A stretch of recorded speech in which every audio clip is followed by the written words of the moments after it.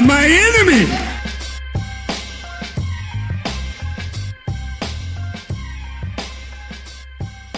Peace to the family. We here to have a conversation today. It's another Pat Talk. We are hoping to bring you exactly what you need to hear today for this conversation. And we may have a special guest, man, just to wake up some of this pulpit pimping that's been going on as far as the church hurt continues to happen.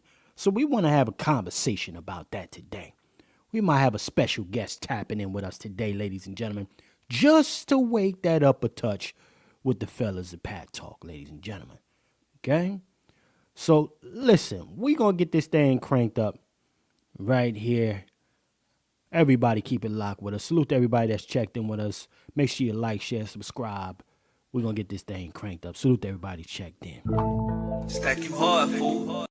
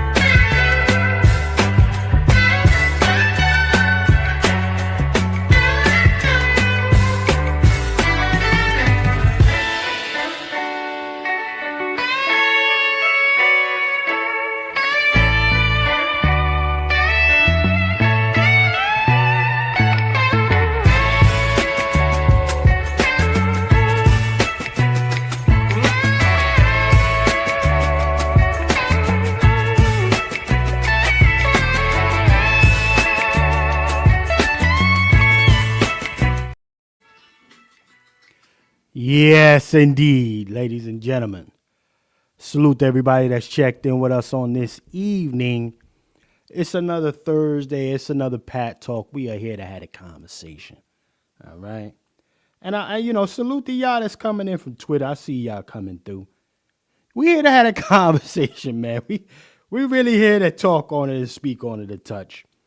Some folks, I will say, are going to be like, yo, Chef, you really trying to drag this thing out of touch here is nothing to really be so concerned about. But the brothers and myself here at Pat Talk, it's necessary to address this. And we may have a person here, ladies and gentlemen, a young lady to truly speak on the way she may have been aggrieved with some of these aggressive pulpit pimps out here. Okay? How they like to be very disrespectful. So y'all already know how that goes. But nonetheless, ladies and gentlemen, if you didn't know, now you know. This is on the next podcast, particularly featuring our program, Pat Talk with our brothers, and it's brought to you in collaboration with Bloodline Films and Lone Wolf Firearms. As our brother Juan J. Johnson believes that there is a lone wolf in all of you. So definitely go check our brother out. All right. And he will take care of you. LWFtraining.com, ladies and gentlemen, for all your firearms needs. Okay. So with that being said, I also want y'all to do, before we get too far, remember, I see it's like 40 plus in here already. Y'all coming in this mug. Marvin Sapp bringing you out. Listen, go ahead and subscribe to my alternate channel, The Cook Up with Chef C, ladies and gentlemen. I actually spin the block, Michelin chef style over there. I need 50 subs just to go live. So y'all come through and kick it with your boy. And so we can learn some of these recipes. Summer's around the corner. I need to show y'all that brisket, that rib, have you hitting that fried catfish nuggets. You know how niggas like. So I get you right. Cook Up with Chef C. Also, I want you to be aware that this is also From the Soil, our parent company as well, and docuseries. So I want y'all to definitely go check that out. Keep it locked for all of that that's coming out. All right, ladies and gentlemen. Now, if you're in the community kitchen chat, before we get too far down this thing, I need you to sound off. Let me get the little homie chef in here. Y'all know what type of time it is, huh? Let's get the little homie chef in here. Peace, peace, peace, peace. If you're in the building, let your boy know it's real. Let me know it's real. Huh? Let's see. Hold on. All right, we got E to the J in the building. EJ already here for the bug. Salute the E. Peace. Who else in the building? Let me see. Yes, indeed, my sister Cutie the Scales is in the building. Salute. Let me see. Salute to our sister Quiet Scales. Who else is in here? Let me see. Yes, indeed, we got the young sister coming through. Dorselena McAllister Bruel. Okay, sister, I believe this may be our guest for tonight. If it is, Brother Juan, let me know. But salute to this sis for checking in. Yes, indeed. Let's see who else is in here. We got our brother Cut the Check in the building. Salute to Cut the Check. Brother Cut the Check, if you see Coke, we need him tonight. Get Coke in here tonight. Never would have made it. Yes, indeed. Yeah. Okay? And most importantly, ladies and gentlemen, if you didn't know, now you know. The Wolf, Juan J. Johnson, is in the building.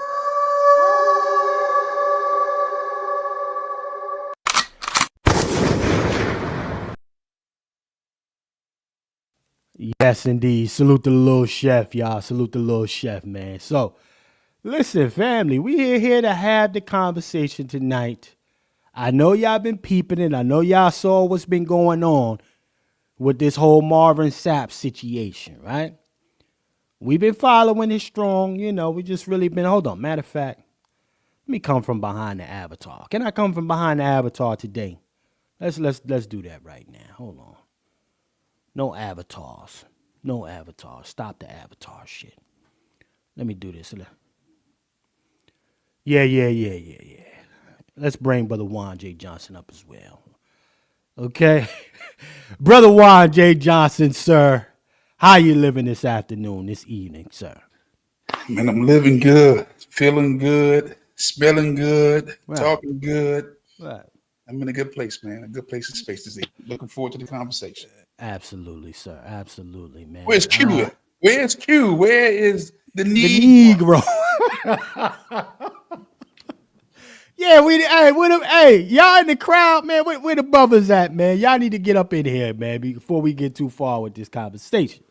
You understand me? Y'all see, hey, for that merch, yeah, if y'all want that merch, y'all see this had that Black American Heritage flag. Go to fromthesoil.tv. Okay? Go ahead and get your merch, your Black American Heritage flag. It's that type of time. But nevertheless, Juan, sir, we have seen some very interesting developments take place over the last week or so.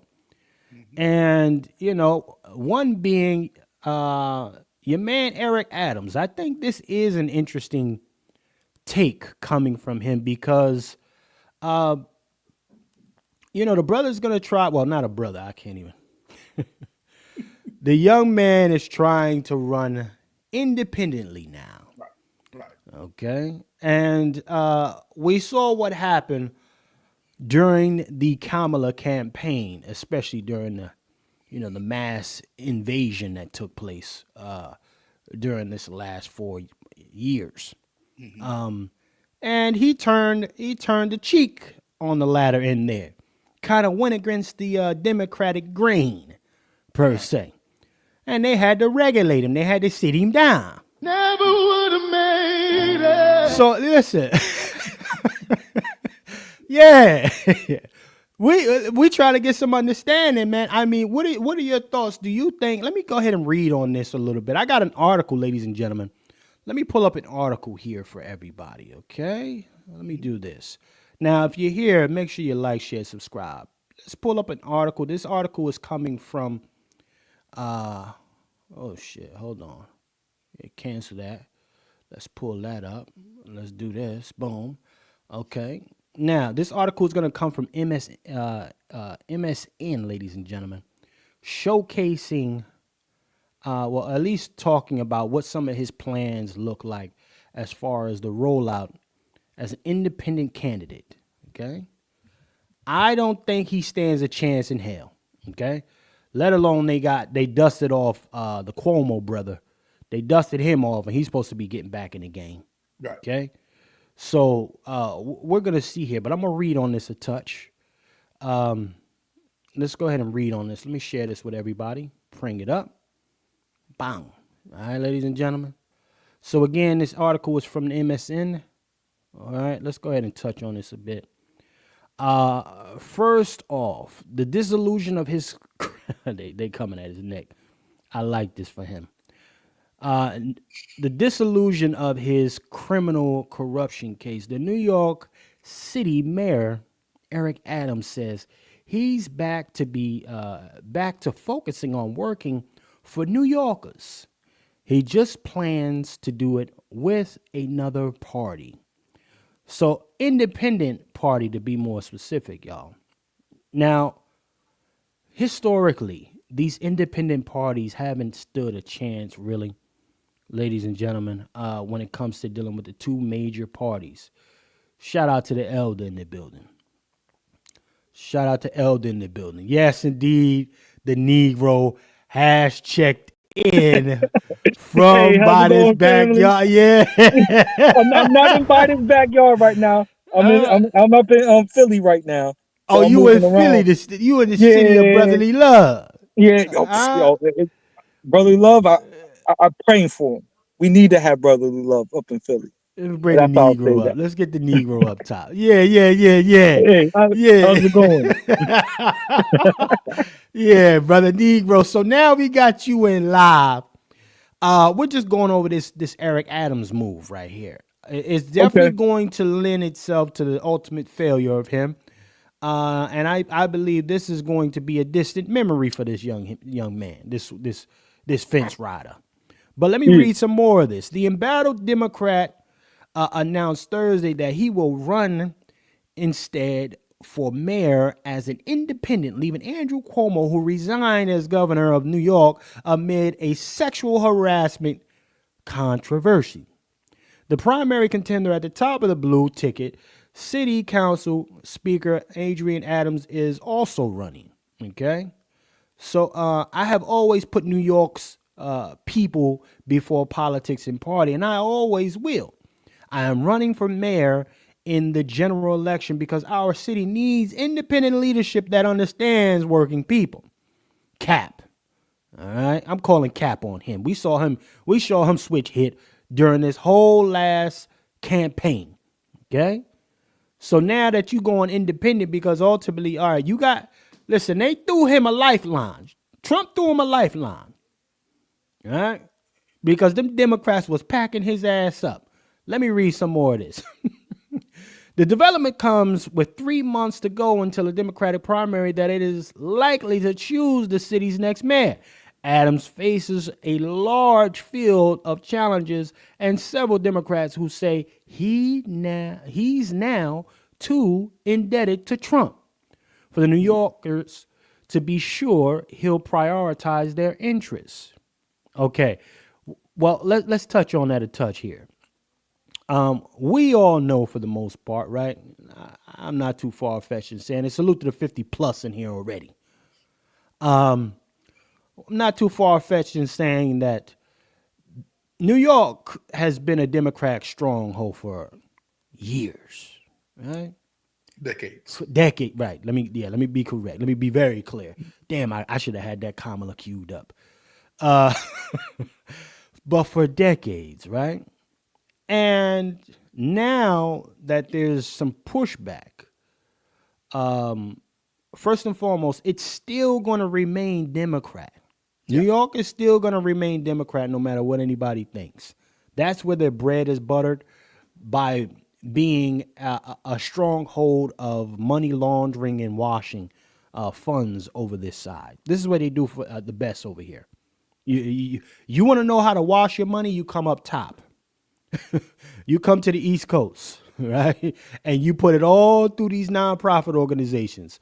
That's why, they were really against some of the moves Eric Adams was making, because a lot of that stuff was getting washed through the immigrants, ladies and gentlemen, the programs for the immigrants. So now we're looking at a situation where, okay, hold on, let me pull this up here. We're looking at brother, yes, sir. brother, can I chime in on this? Go ahead, sir. With the New York, I see the New York leadership being Democrat, but just like they locales, just like out in Connecticut, their locales, depending on which small town it is, they're Republican. You see that with you even see that with the leaning of that governor lady that was speaking against him, even though she was a Democrat. Klobuchar. I can't think of the lady's name, but you know who I'm talking about. The New York. brunette lady. Yeah. New York. Yeah, she's the upstate mayor or whatever she is. And she was speaking, she was speaking more on the conservative side when it came to immigration, because she was getting pressured by the locales, like Westchester County and all those little suburban areas. See, I'm right near Fairfield, Connecticut, and all that stuff. So they're kind of like brothers and sisters out that in that area where they don't want to see no immigrants. I'm just going to keep it 1,000. They don't want to see no immigrants. So I see something like that going down. Yeah, the representative could be Democrat, but the locale and how they running things, most likely going to be Republican. Well, what are your thoughts on this, Brother Wolf? You know what? But here's what I say to that. And ladies and gentlemen, our brother Q from Let's Talk 2. What up, brothers? What's good? What's good? What's good? Yes, indeed. Yes, indeed, ladies and gentlemen. Hold on. Let me get that. Hold on. Just so everybody understands what today's program is. Get that up in the corner. Okay? Yeah. But, ladies and gentlemen, this conversation, well, first and foremost, just like the Negro just said, New Jersey, New York has little subsidiaries of parties that are prominent in particular areas. So like over here in Jersey, if you go out west, we know that to be Trump country, but it's still New Jersey, right? If you go certain parts of the south of New Jersey. That's also Trump country. But soon as you take your butt, soon as you pass that Morris County area, now you start dealing with the Dems. You start dealing with the money laundering shenanigans and a bunch of nonprofits and we care and bunch of bullshit. Okay? So I understand that. We just got to set what I'm thinking, Brother Negro, is what enclave is going to show up the most in this situation. That's what I'm saying, right? Because some of these cats are getting fatigued. Some of these cats are getting fatigued. But let me go to the wolf, man. What's your perspective so far on this, man? And then we need to go to Q because Q just checked in. Well, I think that again, New York is a blue. They are sworn by the Democrat Party. The pockets, I think that a lot of people are beginning to switch their votes, though. I think that Eric Adams going to have an uphill battle because he switched the party. Actually, he's like 20 years late switching the party. I would say even 30 years late. Now, he won as a Democrat, but it's going to be very difficult for him to win because there's other folks that's running, and it's going to take votes from him. The Cuomo, I wouldn't put Cuomo back in to save your life. No, Cuomo, look here, look. I saw how he ran that whole pandemic piece. Right. A lot of bodies under him. We be forgetting that he had 18 wheelers full of bodies. We forget about that. Nursing homes, folks are dying on his watch. The scandal kind of helped him out. Because it took the attention off those bodies that he was covering for. But this is going to be a very difficult for Eric Adams to win because that's a blue state. But it's going to turn like the 7 states to turn the swing state. New York has a possibility of becoming a swing state. But Eric Adams, he's not going to be. I don't think he's going to make it. It's not. Well, I mean and we shall see the rollout. I mean, Eric Adams again. I'm still standing on this. He doesn't stand a chance in hell. Okay, he don't stand a chance in Democrat hell. However, I can see Cuomo coming back because we just saw the move happen out there. Was it Michigan or Minnesota, Missouri or something with the lady winning, becoming Supreme Court judge, Brother Negro? Who was that? Wisconsin, bingo. And she was able to get what? Almost $100 million worth of dollars to get behind her campaign? Hold on. So the Dems said, okay, we played nice. We didn't show you the bag. But in order to get our lick back, we gonna buy some shit now. And this lady that nobody really knows about comes out of left field, right? She gets all the support, finances, and she wins that over the Republican Party. I'm calling cap on all of this being a quote unquote democracy. It's pay to play. You buy your politicians, ladies and gentlemen. Brother Q, man, what say you, man? How you doing this afternoon, sir? Evening, sir? I feel great, and I apologize for my tardiness because I thought we was gonna go live at 7:30, but my dumb ass don't be looking at emails until hours and hours after the time, and I had some other stuff going on. But I love the conversation about Eric Abrams. I have a lot of thoughts on him. Dr. Short and myself had did a show called Eric's Arc, where we basically blasted him in reference to his handling of the illegal immigration. Right. And when you look at what he has done, and a lot of people will blame him for destroying his city. Crime went up crazy, bunch of high profile cases. And then when he gave pushback to that Democratic Party, they turned their DOJ on him. And come on. I really respect what he said. I actually got some clips. I'll probably try to put them in. Yes, sir.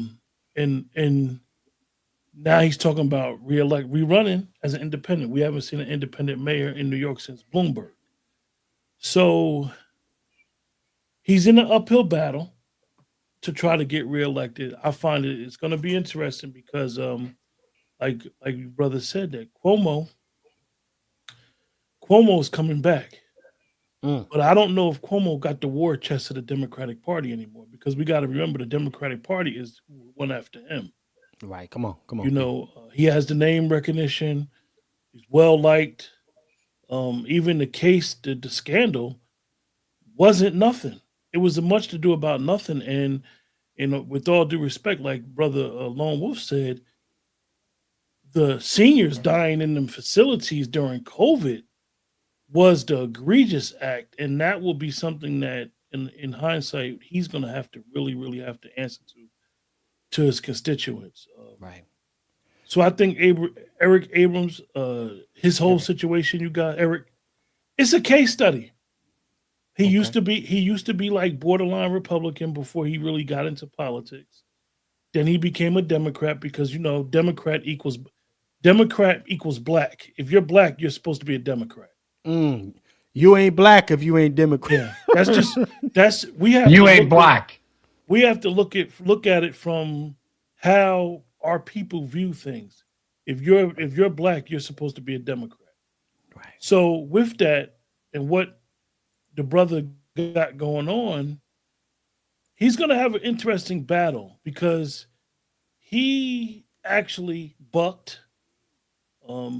And a lot of people feel like he kissed the ring with Trump.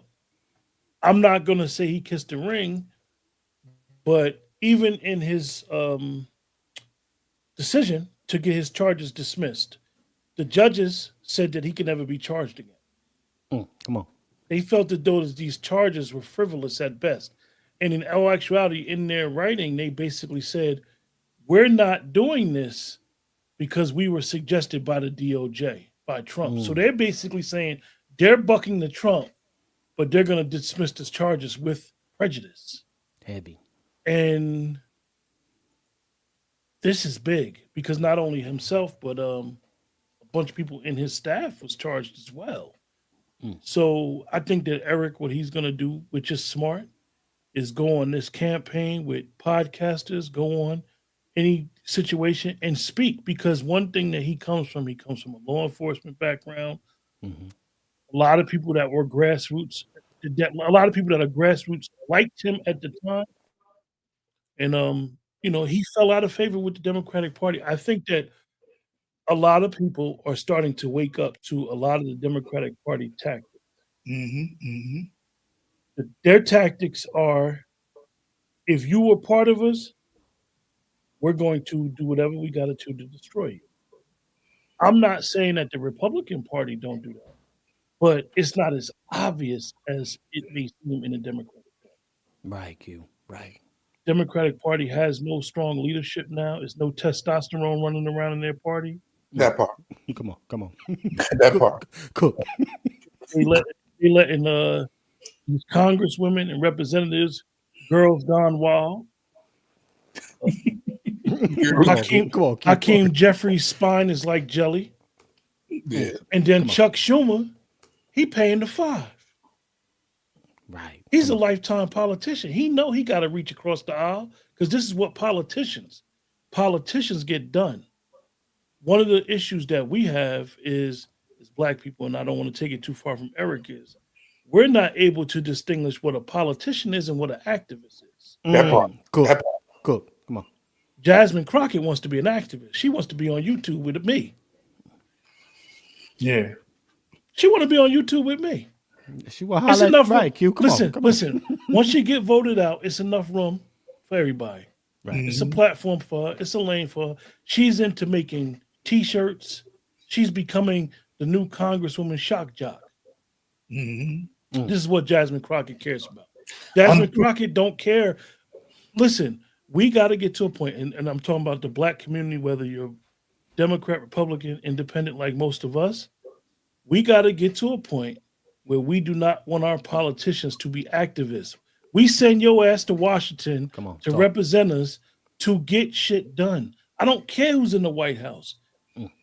If you are my representative and I live in a state where I would say it's purple, I don't care who you are, Democrat, Republican. At the present time, you work for me. I want you to take your ass to Washington and twerk. Come on. Yeah. Right. Come on. Talk, you. Come on. Twerk for the votes Right. and get legislation and get stuff passed. And I'm gonna just land on that with regards to Eric, and I know we'll finish chopping. I'm gonna send you the videos. Yes, sir. Yes, sir. Can I chime in about these independents? Because being in the state of Connecticut, we had politicians like Lieberman, who was a Democrat that switched over to being independent. That's not the only ones that have switched over from Democrat to independent. You have Lieberman, Joe McCann, Richard Shelby, and Kristen Janine or something like that, Simmons. So there's about four of these Democrats that have switched and jumped ship to independent. My thing is he going to taint the independent party and their Mhm. message? Is he going and we already know that the independent party doesn't have a big war chest, a big coffer. So how is he going to enhance the party, or is he going to break the party in New York would be the question Mm. that I'm looking at here, because he's not like a Lieberman, because Lieberman's a Jewish man. He Mm-hmm. has that money. He's not like these other white people that can jump ship because they have war chests of their personal own where they could weather the storm. Right. So does Eric Adam have a war chest? He might have one. So that's something that I do want to throw out there as saying that he's not the only Democrat that has jumped ship and went to the independent party. He's not the only one. Excellent point. Excellent. Brother Wolf, you started to say something, sir? Because No, no, no. No, go okay. ahead. They handling that. They doing good. No, these brothers is cooking, man. I will say this, ladies and gentlemen. We do need our first sponsor of today's broadcast, ladies and gentlemen. It's a simple, small contribution, $20 to keep us going and keeping the heat blazing in the kitchen today, ladies and gentlemen. Who will be our first sponsor of today? And anyone who matches that will be the co-sponsor of today's broadcast, and anyone who surpasses the $20 contribution will be the sole sponsor for today's broadcast, ladies and gentlemen. Okay. So, and if you just want to put on the books in general, $FTS49, ladies and gentlemen. Now, to touch on what you said, you guys bring up some phenomenal points, and I will say this, ladies and gentlemen. For me, when I look at this thing, let me see something. Hold on real quick. Let me get Q and Brother Negro back up top. Let me get these brothers back up top. Bang. There we go. Let me see. Let me see if I can adjust the screen. Nope. Nope. Nope. Nope. There we go. We're going to have to do that for now. Where the four panels at, brother? I was trying. Let me see if I could do that. Hold on. Yeah. Nah, it ain't no 4 panels. We gotta work out the software. Anyway, nonetheless, let's stay on the subject here. What I wanted to say is, ladies and gentlemen,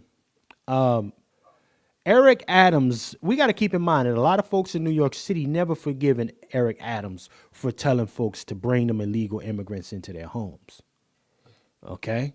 Mm-hmm. That's one thing that a lot of folks in New York and in general just not going to forgive. And in the churches too, for them church folks. In addition to the churches. And then also we got to keep in mind, right, that a lot of folks, even in New York and in different countries around, different cities around the country, were waking up to illegal immigrants in their houses. That's right. Squatters. Squatting like a mug. So now, right. So now, I mean, folks ain't that stupid, right? Folks also remember what happened out in Chicago and other places like that when they were invaded. Mm-hmm. And the only time Chicago came up with some money was when they were trying to tell black folks to bring some people into their house. While all of this time, folks have been asking for money for different programs, right? To get schools jumped off, right? But magically, all of a sudden, Chicago got billions of dollars. New York got billions of dollars. These cats is living in 5-star hotels. Mm-hmm. Mm-hmm. You and Eric Adams, regardless of you turning the cheek on a later end, a lot of folks still remember that you was trying to push that on them. Mm-hmm. So it's going to be a very difficult uphill battle for that guy. And turning your cheek and going independent doesn't mean that people are forgetting the things that you caused them to be grieved over, which is bringing some illegal immigrants into their crib, right? Hey, Well, Chef, go ahead. you forgetting about the shots too. There was a lot of just black people and just white people in general where they had forced the COVID-19 shots as a form of employment. There was protests specifically in New York where people have lost lots of money, have lost even their way of life. All right. That doesn't, just because he switched the party doesn't absolve him from those misfortunes that happened to those New Yorkers. Right. And he was the one who was pushing the jab. No, He was pushing- not Negro. It was De What? Blasio. It was de Blasio. Oh, my bad. My bad. But that falls at Cuomo's feet because Cuomo was the Come on, governor. Q. That Thank you falls for the at Cuomo's correction. feet. And that is where we're gonna be stuck at, because them getting nobody goes unblemished, and this is where somebody from the Republican Party or maybe another independent can win that state. Right. Come on, Q. One of the issues is that we are correct when it comes to black people and signing up and being forced to deal with the crime, but we have a problem because we're not educating ourselves as voters. Because we allowed New York, say if you lived in New York, you voted and you elected people that made it what they call a sanctuary city. Come on. So then when you saw the Democratic Party's position on illegal immigration shift in the last 6 years, what did you expect to happen? Come on. Your city, big cities in America, namely ran by Democrats, namely ran by black Democrat politicians, have gotten destroyed. Chicago's destroyed. Gone. Q. Done. New York was destroyed until Eric actually said, stop. Resources, billions of dollars. They literally at one time, you saw a lot of content creators, and shout out to everybody that put the work in, where these two mayors, even if you're not Democrat, say if you're not Democrat, you didn't even understand why would they be destroying their quote unquote legacy or reelection bid over party lines. Right. Because this is what happens with a lot of black politicians. Black politicians don't know how to be politicking. Instead, they want to have party affiliation, and they'll fall on the sword for people.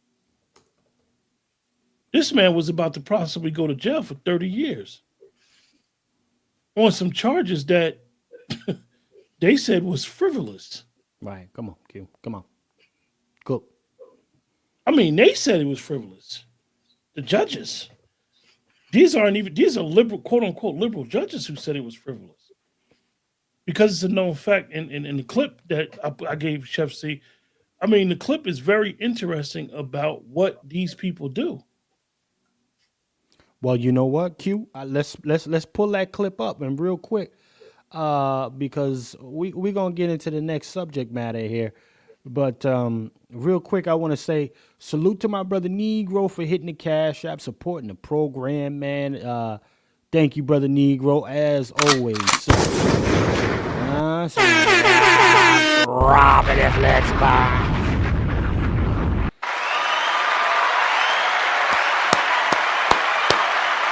Appreciate you, brother Negro.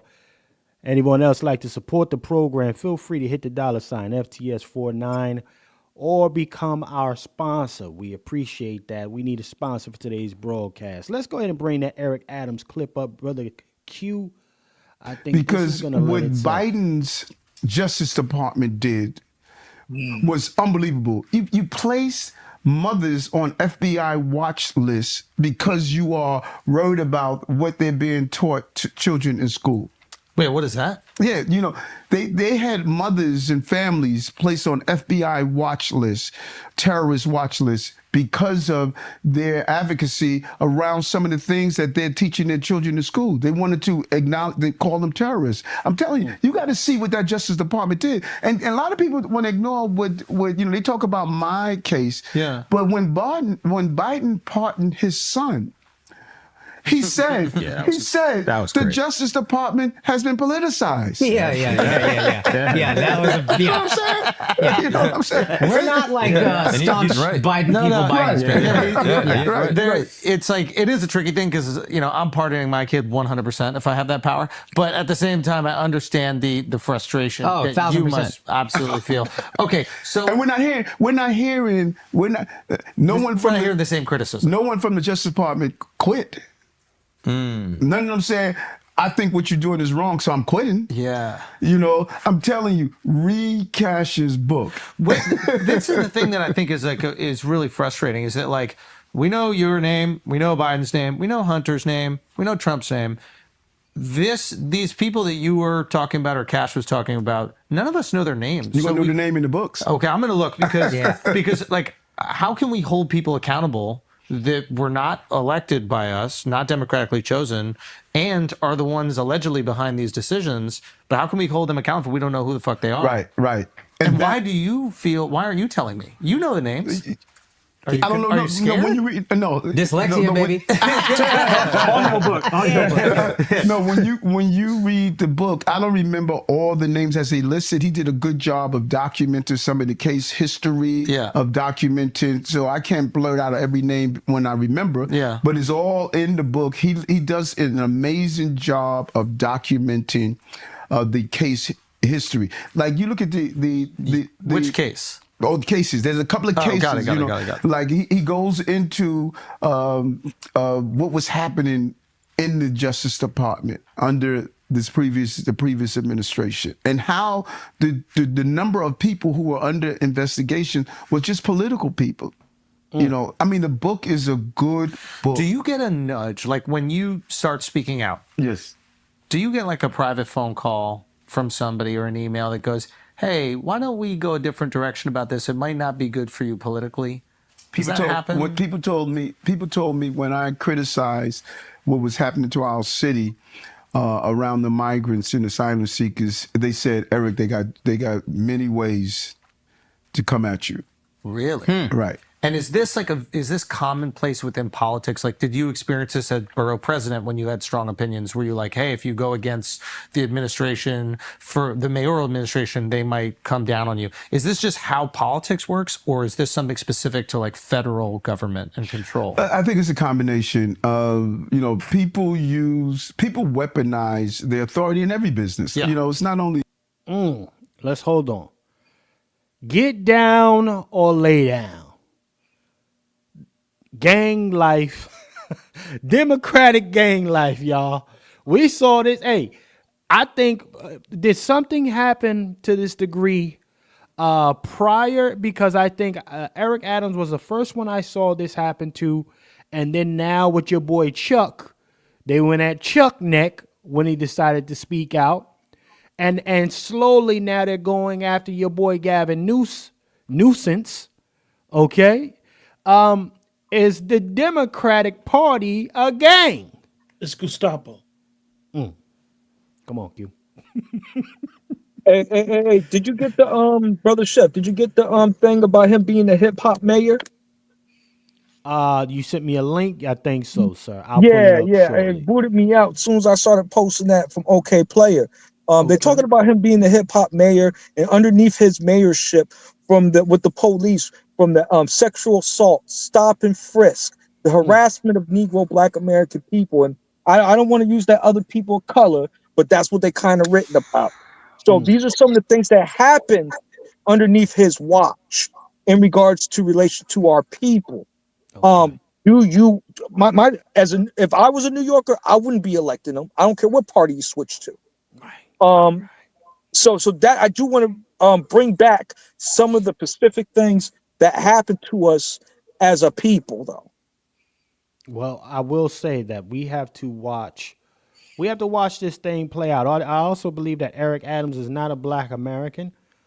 This is the Blackity Black program. So yeah, All right, all everybody that's considering going over to the cook up. Remember, don't bring that blackety black shit over there. All right, do me a favor. That's for the everybody love everybody shit. Over here, we fighting the power, goddammit, okay?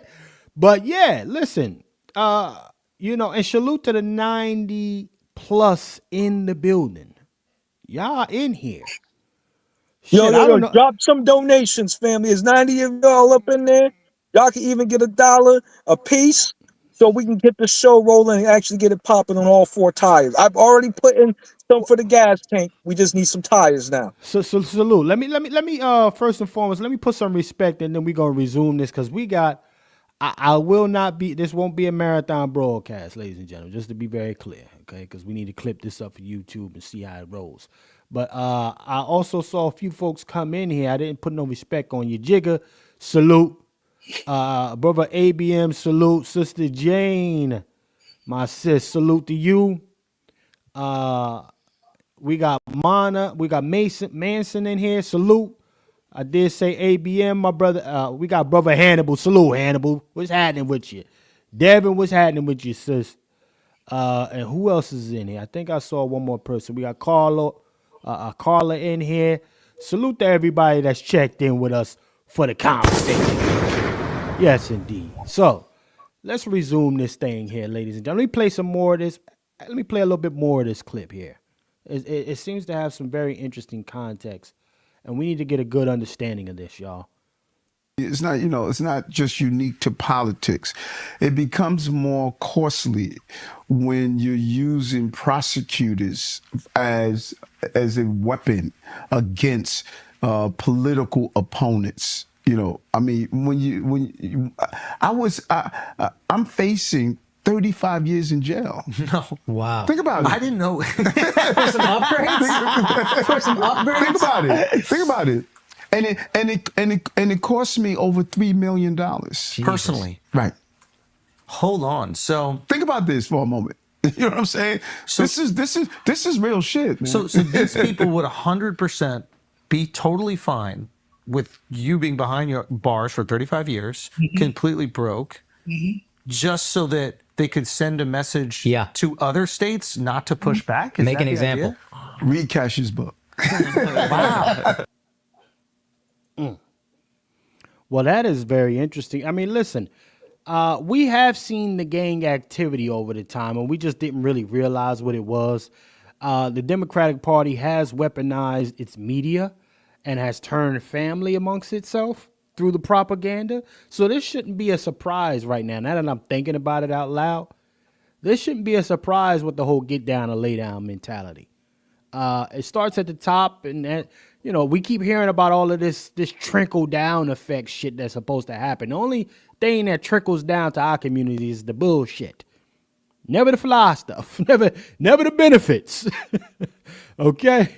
So yeah, this is just more of the same of what we've always seen. But Brother Wolf, your final thoughts on this. I'm gonna get your final thoughts, Brother Q, as well, on this Eric Adams piece, and you as well, Negro. And then we're gonna slide into the final part of today's broadcast. What'd you say, Brother Wolf? I really don't have much to say about Eric because look, he laid in that bed. Come on. You know what I'm saying? The Democrat, I can speak on the Democrats and Republicans because, again, I'm an independent. I'm not loyal to no party. I'm loyal to the truth. Come on. Okay. And Eric Adams, he laid in that bed, so you got to deal with the bed bugs. Yeah, bed bug. Yeah, come on. Okay. I don't think he's going to win, but I will say this. Look, that's the woman he brought to the prom. You got to go home with her. Okay. Come on. How he did with those immigrants and giving out that money. When we talking about reparations, he giving that money out to them. That housing, 5-star housing, $1,500 a month, EBT cards. Come on, man. And Medi-Cal, or Medicaid. Come on, man. We Black Americans ain't get that type of treatment. At all. So no, he don't get a pass from me. Look, I am not giving passes to folks who practice benign neglect against Black Americans. Say this again.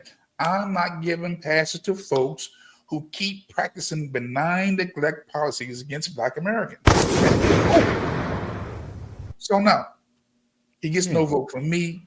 I don't have no sympathy for him. Come on. Yeah, and that's what I'm talking about, Brother Wolf. God damn it. Let me go to the brother Q, man. Q, final thoughts on this Eric Adams, sir, the synopsis. Sir, what do you say, man? Is there a way up for Eric Adams in your eyes, sir? Not in the political field. Not in the political field. Eric Adams, if he really wants to do something for Black people and really want to be a service to Black people and be real and be truthful, is to leave politics alone. Because one thing about politics is that if you may have to compromise. Now, very few people go in a big city like New York and be able to be mayor and then go into national politics without being unscathed. Very few Black Americans walk away unscathed. And because it's a game that you have to play. And sometimes, in many cases, we see it every day where people lose who they are, lose their self. So I think the only way that he could best serve, if he really is about the people, is to leave public service. Just drop out of the political field. He do public service, and he's do better with his voice in a platform, speaking truth to power. A lot of times, like I said, we need to understand the difference between an activist and a politician. That's a fact. Activists can. This is my personal belief. I've been saying it for a few years. An activist cannot be a politician. Because the minute that you take on a party, you have to work across the aisles, and then you have to take that pledge. Right. Democrats and Republicans take a pledge. And this is the same pledge that bit Eric in the ass because he was tired of playing the game. And in another interview, he said before, they told him, oh, just be a good Democrat. While he destroyed his city. So I think the best way for him to land back on his feet and to try to undo some of the things that he's done is just go into public. Just get out of that and go do some private stuff and basically speak truth to power. Don't be a poverty pimp though, but speak truth to power. Salute to that, Q. That's a very interesting perspective. I mean, he was a law enforcement guy for a minute, right? So maybe there's a private eye opportunity for him. Go over and get busy with that. Brother Negro, what say you, sir? And salute to the 100+ in here. Okay, I'm going to come at it from this. He was a New York Transit cop, and on top of that, he worked for NYPD. During that time frame, there has been a lot of allegations of sexual assault that he never addressed. A lot of things that was geared to stop and frisk and all that stuff that was going on at that time frame. I think the 30 years, if they would have slapped him with it, I think it's just payback from all the stuff that he was doing prior to our people. So, like, why should we be crying tears for like guys like Diddy and Eric Adams, who never supported our people like that in the first place? They always put their interests further into to push an agenda so they can get wealthy at the expense of our community, right? And then on top of that, he was going out there parading, saying that he's Brooklyn's Biden. So he wanted to mirror himself after a white man. All right, I have a deep issue with a man of authority that's a black man, that's a Negro man who consider the white man his damn daddy. All right, that don't sit well with me at all. We do not want to we don't want to big up the white man who ain't delivered nothing to our people. And for him to put that stigmatization on himself, I think I'm with Q. He need to resign. He need to end the politics, and he just need to stop it. His voice is so much needed in so many other ways, especially to the criminal justice system, the system that he contribute to harming our people. He should be spending time trying to repair our people in the criminal justice system that has oppressed us. If he wants to talk about writing books, maybe he should write a book about the criminal justice and ways to improve the quality of life for our people. Maybe that would be a good start. But until then, I don't want to see this man anymore. This man is embarrassment to black men. He's embarrassment to the community. And from the patriarchy perspective, I'm giving him a thumbs down. I'm giving him a straight thumbs down across the board. This is a sick Negro. You're damn right he's a sick Negro. The stop and frisk, and the reason why I mentioned the transit police, remember the little young children that were just hopping the turnstiles that were high schoolers and whatnot? They were out here suplexing and tackling these children. The same time when Penny was getting choked out on the subway station. So show me how good these transit officers really are. Okay. So that's the things that I'm talking about underneath his leadership. That I think he just needs to retire. Just retire from politics. Yeah, maybe do a private eye gig or something. I don't know, but maybe spy on the parties. Dish dirt on both sides of parties because both of them don't like him. Okay. So just like he just needs to be honest with himself. Appreciate that, brother Negro. Hey man, I mean, if you want to pack him up, then we'll pack him up. You know, and that's what it is. Never would have made it. Listen, ladies and gentlemen, we are coming to that portion of the program where you Show me the money. Let's look at it. We are coming to that portion. It's got to be because I got people. It got to be. Never would have made Listen, the doors of the church are closed. God damn it. Give it back to you. Listen, People. before we get. Yeah. Listen, before we get to Marvin Sapp, we have a young lady here. Now, there's some context that I need to bring up to you. There's another pulpit. There's millions of pulpit pimps out here. This particular young man, he's got the helicopter, you know, the helipad at his crib. You know, he's wreaking havoc out there in that DC DMV area, y'all. And his name is by the name of Mr. Friedman, I believe. Mr. Friedman. They call him the Return of the Apostle.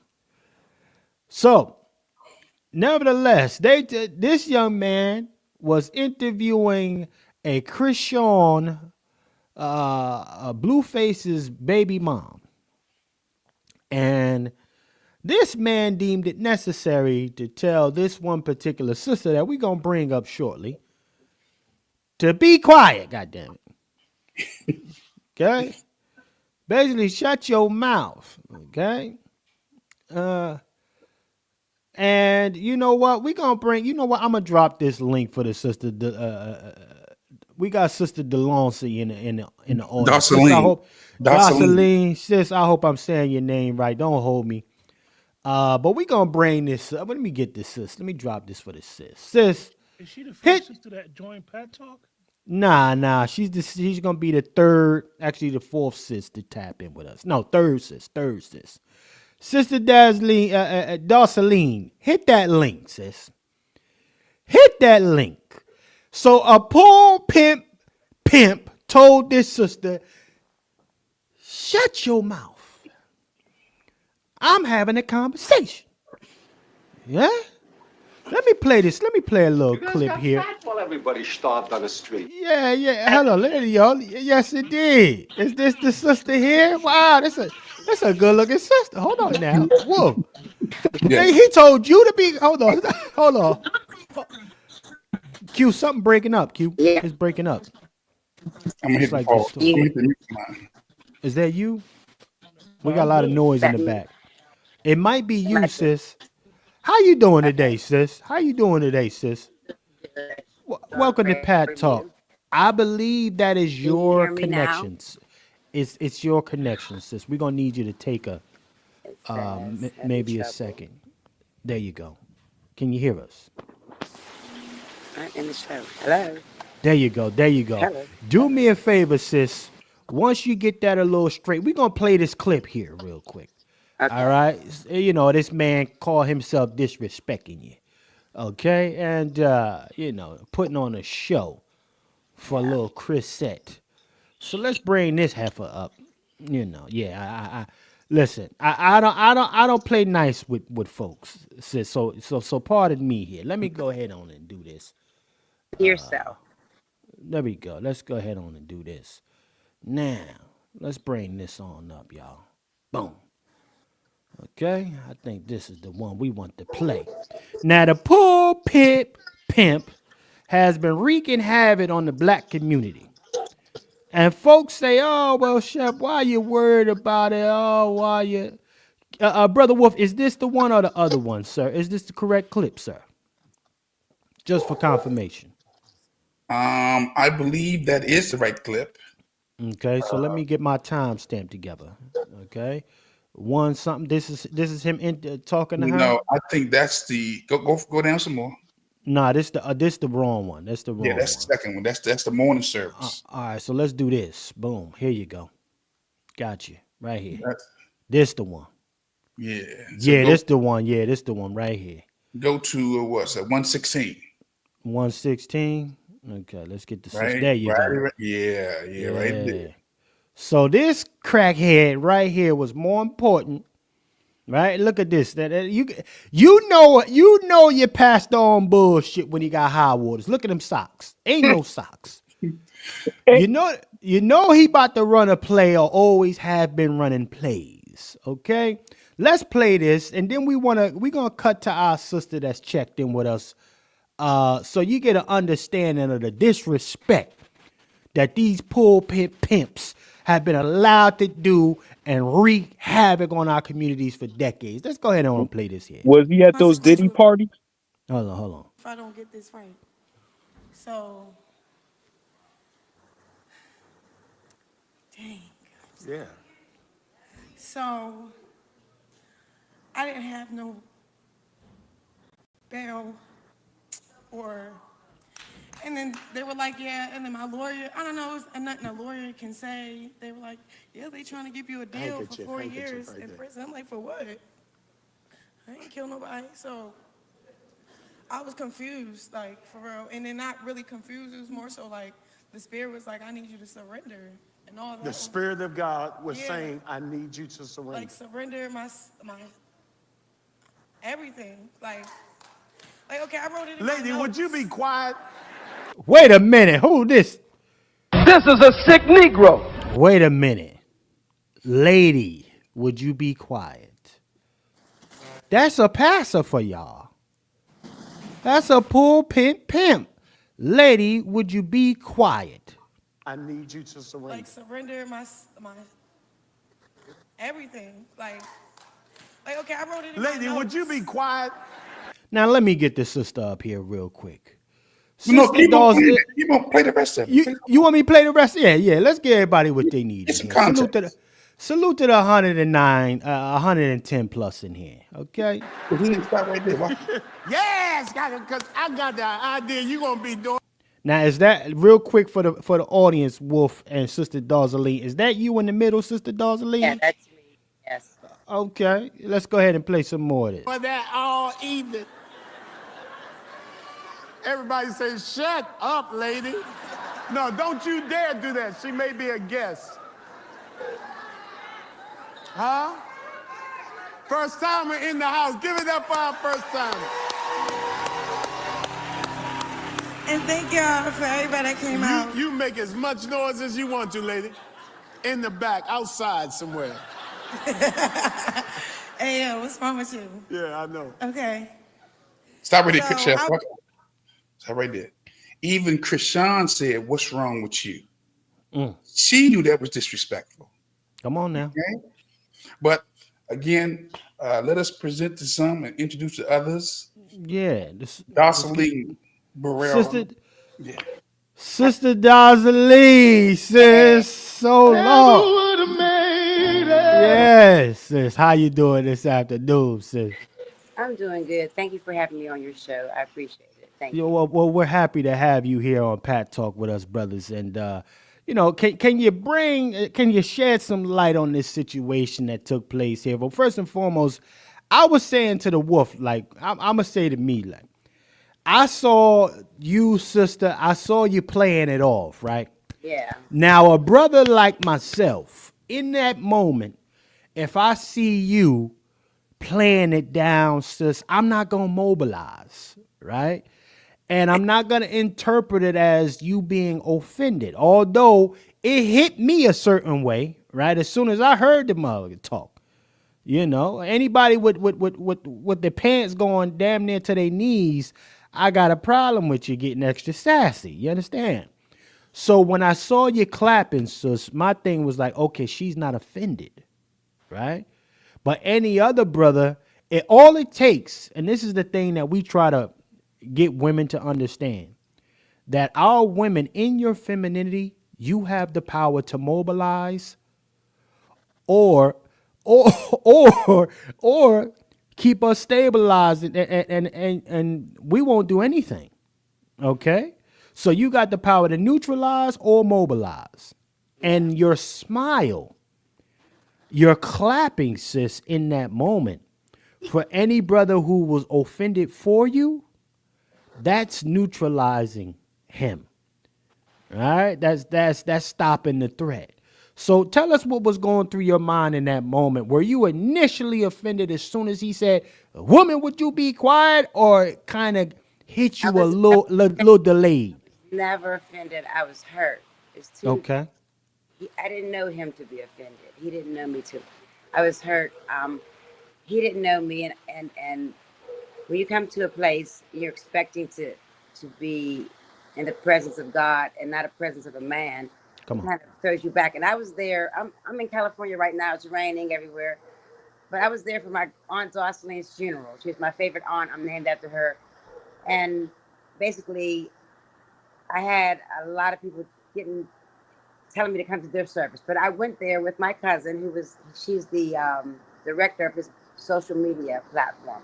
And Okay. so I was clapping because I was trying to keep my composure, but there was tears running down my face because I wasn't offended. I was hurt because I'm an ex-pastor's wife, and for 22 years, my ex-pastor used to make fun of me. So there's a lot of emotion there, and then if you didn't hear under the mic, he said maybe she was mentally disabled, and I thought for a pastor not to know someone and to you don't know what people are going through. And my aunt, we just buried my aunt.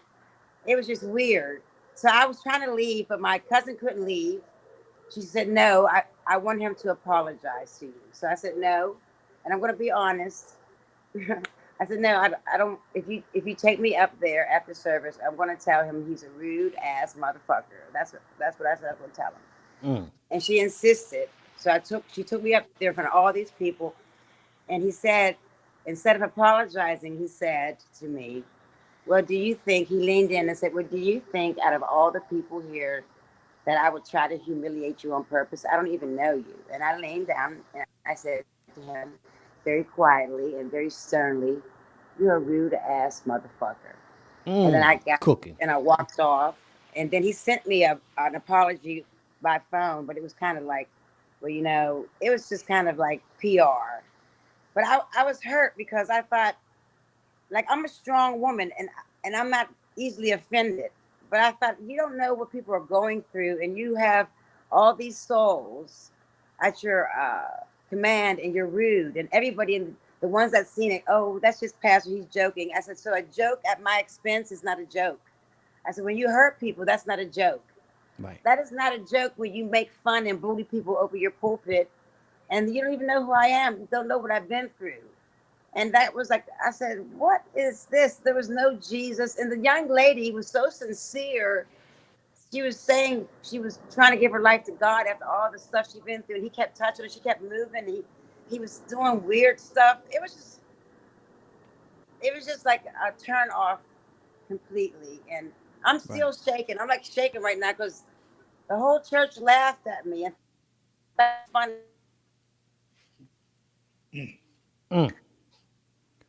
Sister Darzaline, they I'm sorry. I must. Someone tried to there you call go, them. sis. You back. You back. But There you go. it's just, I felt very hurt that the pastor thought the pulpit is for joking, you know?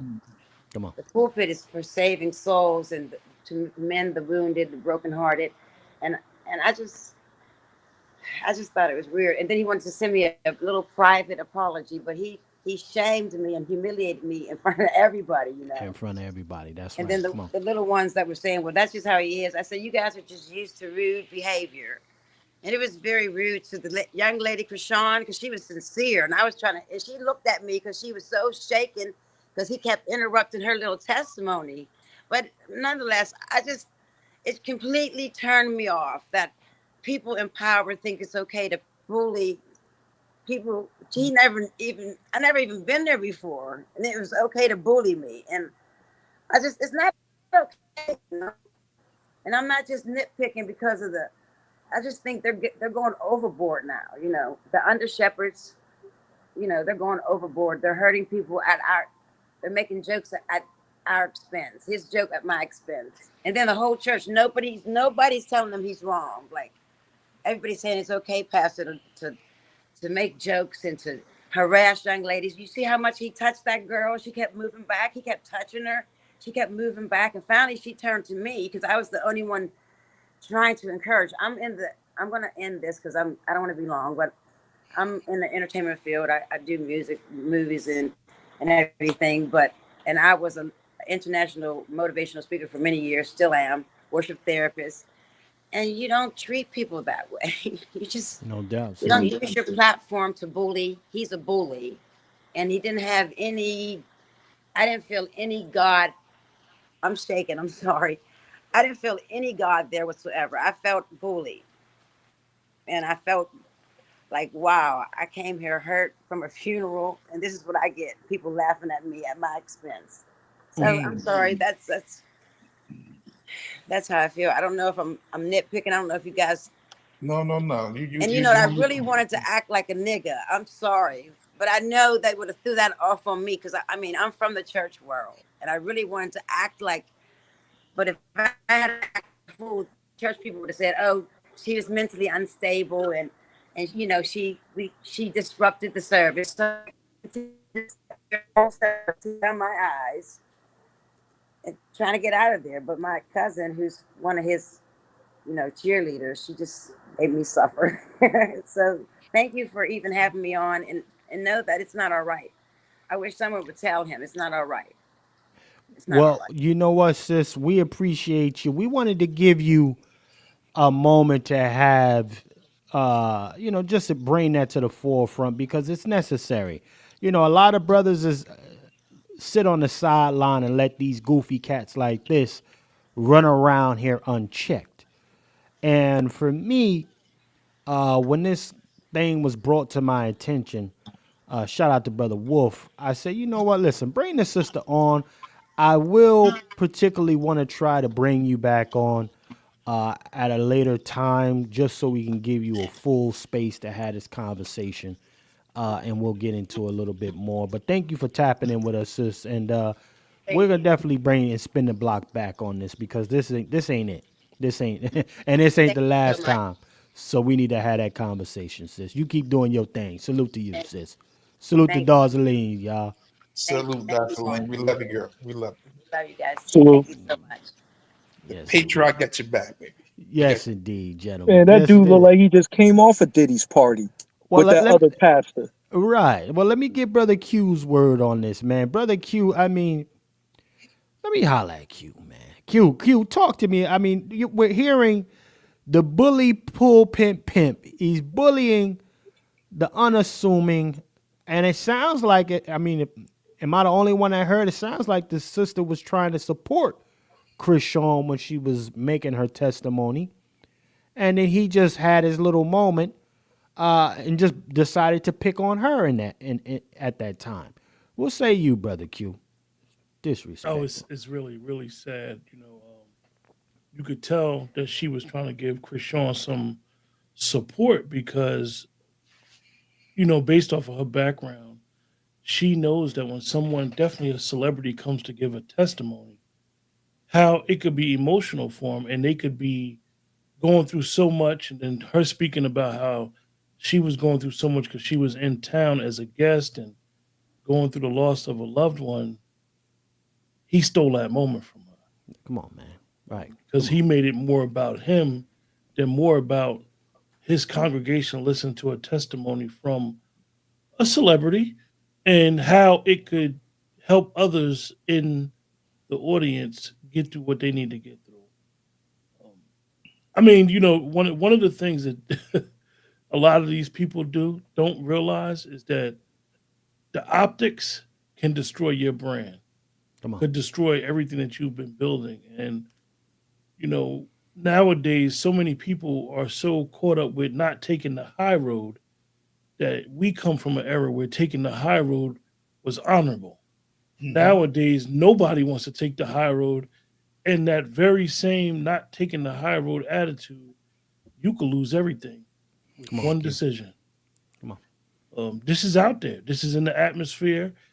This could potentially go viral.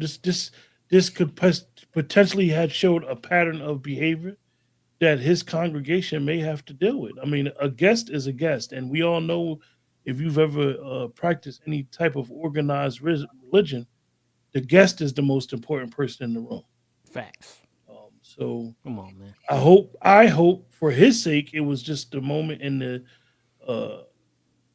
the asking for forgiveness was a sincere apology, but however, his first impression was a lasting one. Right. And the sister, and listen, the sis being a guest, anybody being a guest, having experienced that nonsense, that's going to be the lasting impression, first and lasting impression.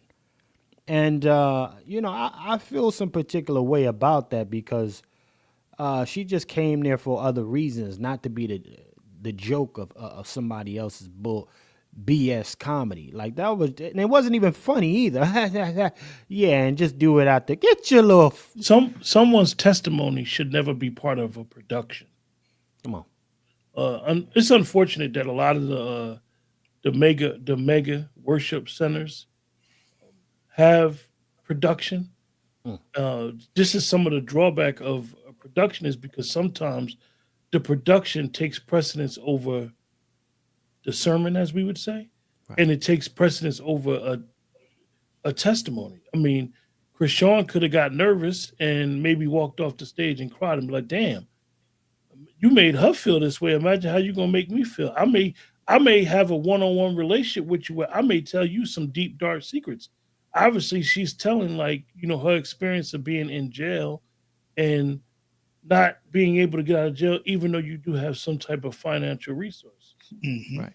And it speaks about, as people who does religious counsel or anybody that's in that type of field, you have two ears and one mouth for a reason. Sometimes you need to listen instead of talking. Come on, Q. Come on. And it's a very bad situation. And like I said, it's a lasting impression that he has left on this sister. And you don't know who she is. She could be, I'm sure if Lone Wolf knows her, she's not this type of person, but she could just go on a campaign to destroy you. We've seen this happen before, where people will set a campaign to destroy you because you offended, disrespected, and treated them less than. She was doing what your congregation should have been doing, encouraging Krishan. That part. So she was doing you a service.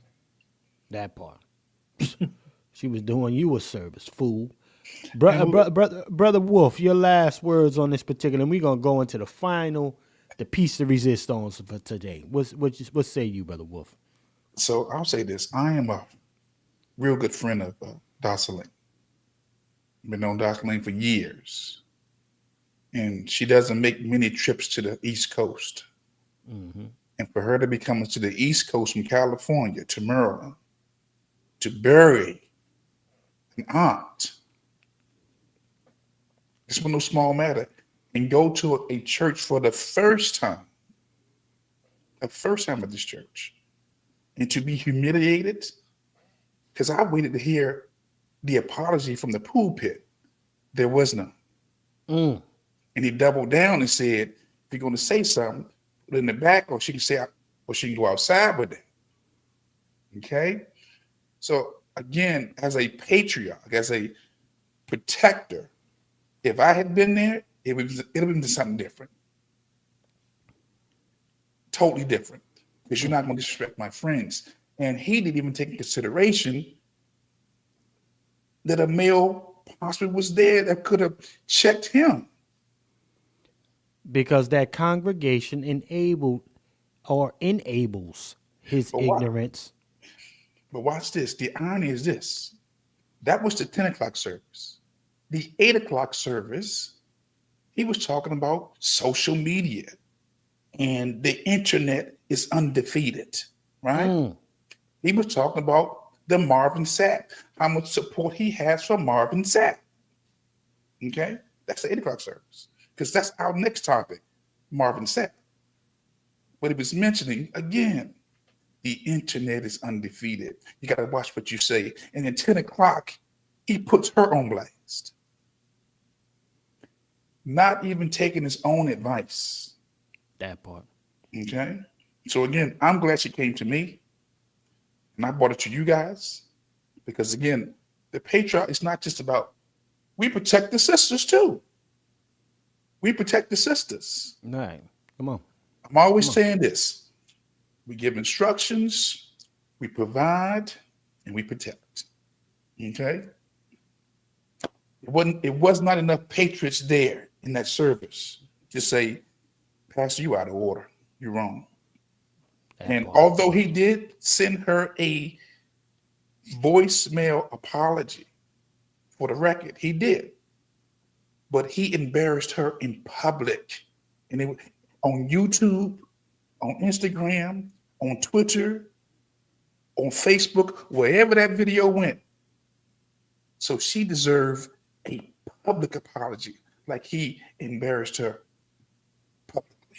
I'm gonna land my plane with that. That's a fact, Brother Wolf. I mean, listen, what you do in public, it requires the reverse. So if you try to make her a fool in public, you need to apologize in public, clown. You know, these are the...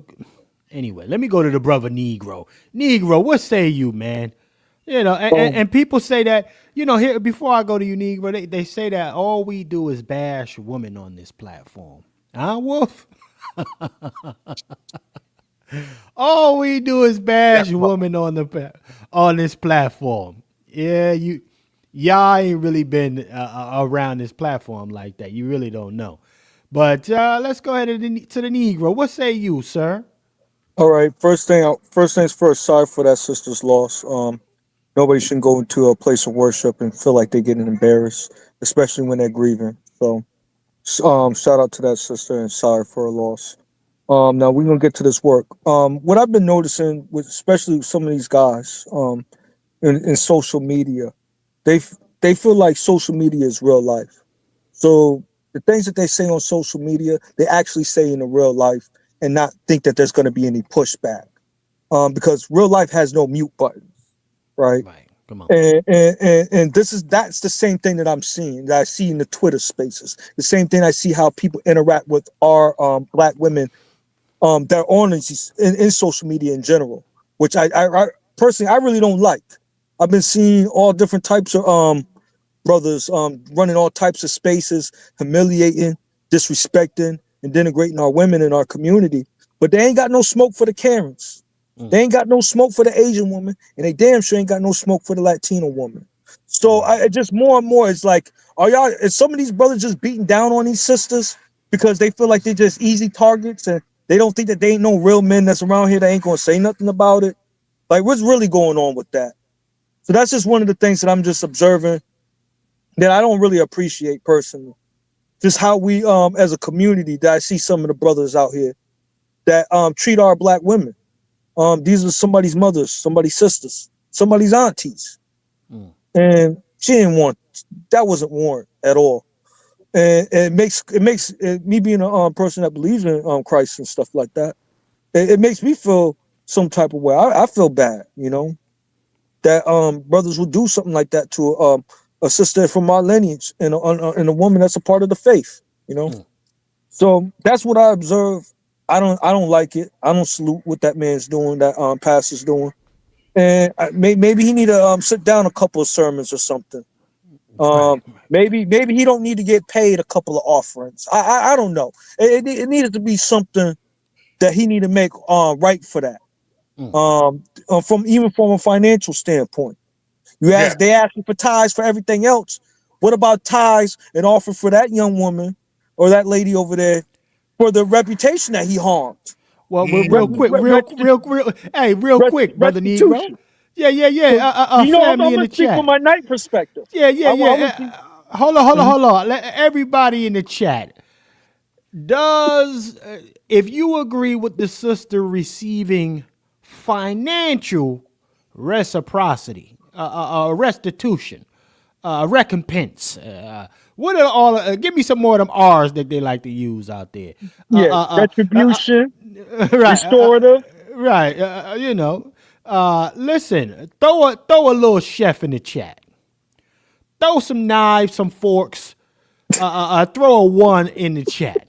Okay, if you believe Sister Darzaline needs to be financially compensated for the pain and suffering that she had endured by visiting this heathen of a quote unquote place of God. Yeah, all And they right. call that a love offering, a love token, Right. especially as somebody that is new, that is visiting your church, right?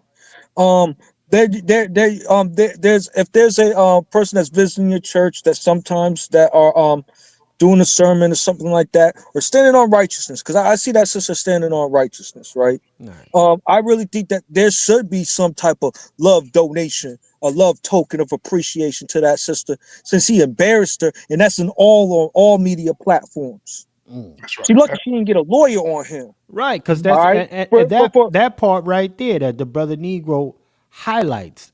The dude had streamed on multiple platforms, right? So that disrespect was seen far and wide, ladies and gentlemen. Global and globally, and also from the cloth, from the biblical perspective, people who are Christians, right? That's showing around other Christian communities, and that sometimes might be outside of our immediate community in the lineage as well. That might be some white folks up in there that's seeing that disrespect. I don't think that that's a good look, especially with what we're going through as a people. Disrespecting our women at this day and age, it's not a good. It's zero tolerance now. That's a fact. It's something that should not be encouraged. I'll say. Well, I'll tell you, ladies and gentlemen, we have come to the point, and that I second.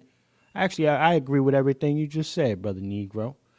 Yes, indeed, ladies and gentlemen. Salute to our sister Star coming through, becoming the sponsor of today's broadcast. My sis, I appreciate you as always, sis.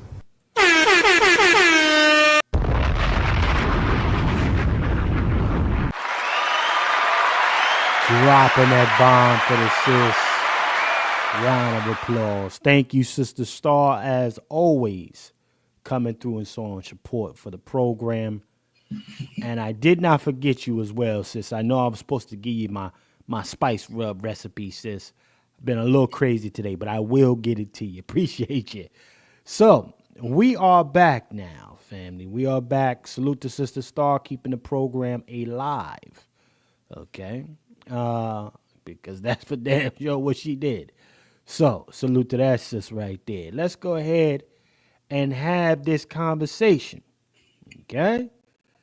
Rickey Smiley, but if we need some context, we can't shut it down so quick, right? We can't shut it down so quick. We got to get some context. So when the doors are open, you better close them damn doors if it ain't no money coming through. And you know what? Believe it or not, I'm going to keep it a buck with y'all. To some degree, I understand it. I absolutely understand it. Yeah, we're going to have to be honest about today. That part. We're going to have to be honest about this. Let's pull this up, y'all. Because a lot of backlash has been received from this young man. Oh, how dare you? How dare you? How dare you tell him to close those doors? Okay, hold on now. Let me do this real quick. Let me adjust this here. My sister Star is the sponsor of today. Hey, Now, brother Shep, can I talk about the closing of the doors? well, hold on. We're gonna give the folks the context, and we're gonna get right into this. Okay, let's go ahead and do this. A couple weeks ago, and now again, to be very clear, this clip is about a year or so old. For those who are under, who aren't up to speed, I can understand that may be the case sometime. This clip is about a year old, ladies and gentlemen. And my question is, who made the decision to roll it out now and why? Right? What is our attention being directed from? That's the place I come from with it, right? So let's go ahead and play this real quick, y'all. And they understand the cost that is involved. There's 1,000 of you. I said close them doors. Ushers, close the doors. Close the doors. Close the doors. We all gonna leave together. Y'all ain't going no place but to the restaurant.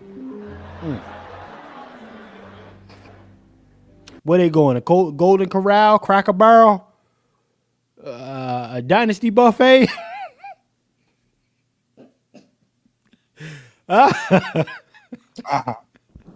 IHOP, Denny's. Where y'all going after church, after fourth Sunday service? Ruby Tuesdays. Outback. This is a sick Negro. Oh shit, man! Go on. I bet you it might not be a black-owned restaurant though. I bet you that.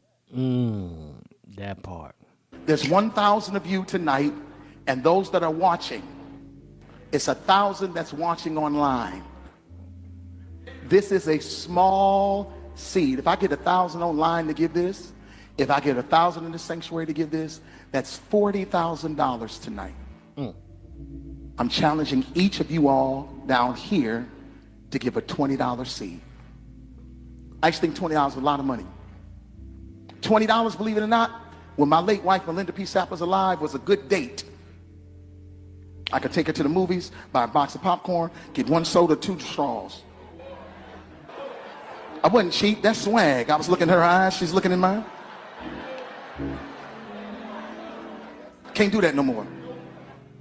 Now, everyone up here, we've all sold and seeded, but I need everyone standing up here with us, with me, to plant a seed of $100. Because again, this is a sick Negro. It costs to sit up here. I got you. Let's see. So put your 20 away, preachers. That 20 wasn't for you. Never would have made And this is what I need you to do. If you're giving electronically, or even if you're giving tangibly, I'm gonna have y'all come to the altar and give it, because I need to see 1,000 people moving. Bring them baskets. This is a sick Negro. I want to see the folk. Y'all start moving. Y'all can bring it right now. Come. Even if you're giving tangibly, just put your hand on take your phone and stick it on the bucket.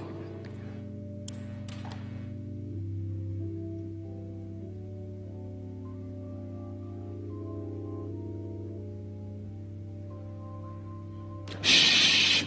Giving is worship. Giving is worship. Giving is worship. Giving is worship. This ain't the time to talk. 1,000 people need to give $20. 1,000 people need to give $20. 1,000 people online need to give $20. This is easy, saints. This is an easy miracle. We should be able to raise $40,000 tonight just from y'all giving. Did he ever hit that lick, y'all? Is my question. Never would have made Peace to Brother Nico, man, for checking in. Salute to our Brother Nico, man. Good to see you, Brother Nico. Salute. Did he ever hit that $40,000 lick, y'all? Did he ever hit it, is the question.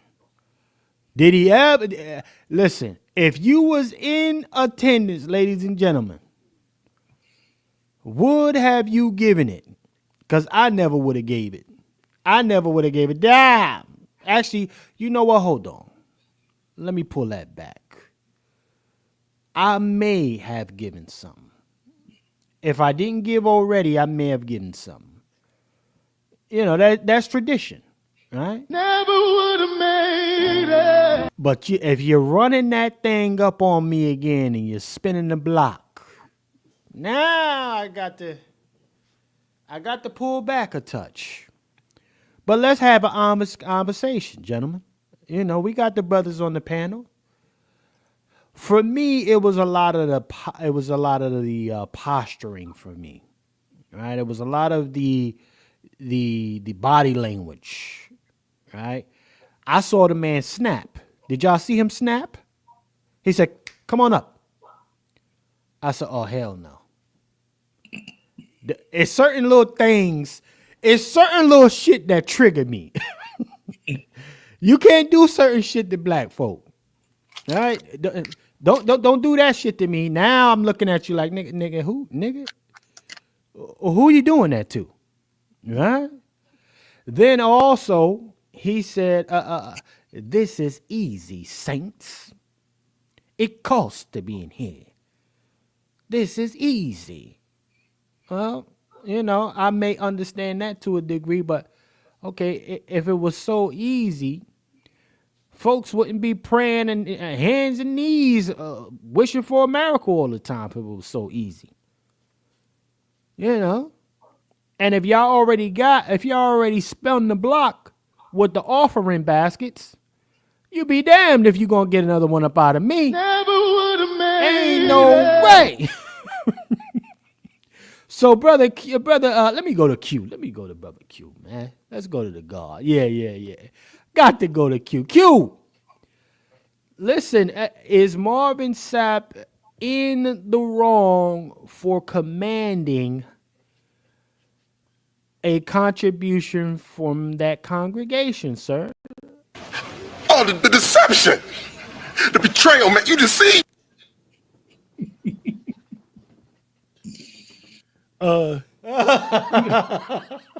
Stupid.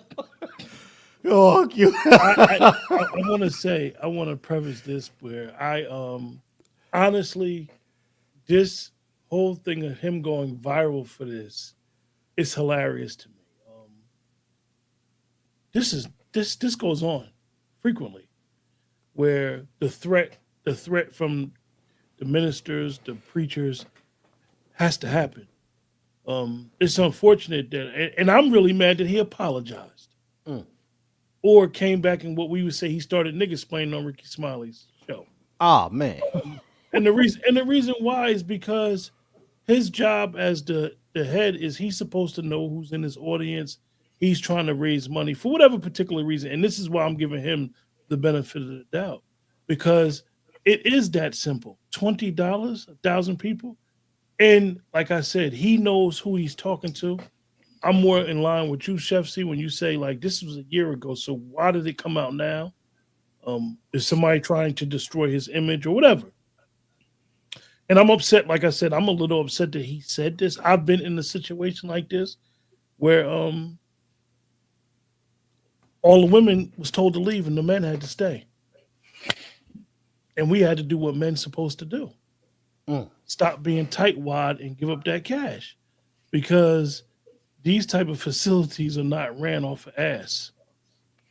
Come on, Q. And this is the dilemma, is that this prototype of how to raise money by our religious leaders, unfortunately, Chef C, this is old school. And the way that you have to talk to this younger generation and the younger people, you have to stroke them a little bit different. This is old, back in the 70s, 80s stuff. Prior to that, you can't do that no more. This is why so many religious facilities are empty, because people feel offended. People feel like, I'm not paying for your Cadillac or your Lincoln. So a lot of these ministers, preachers, they have the tactic has to change,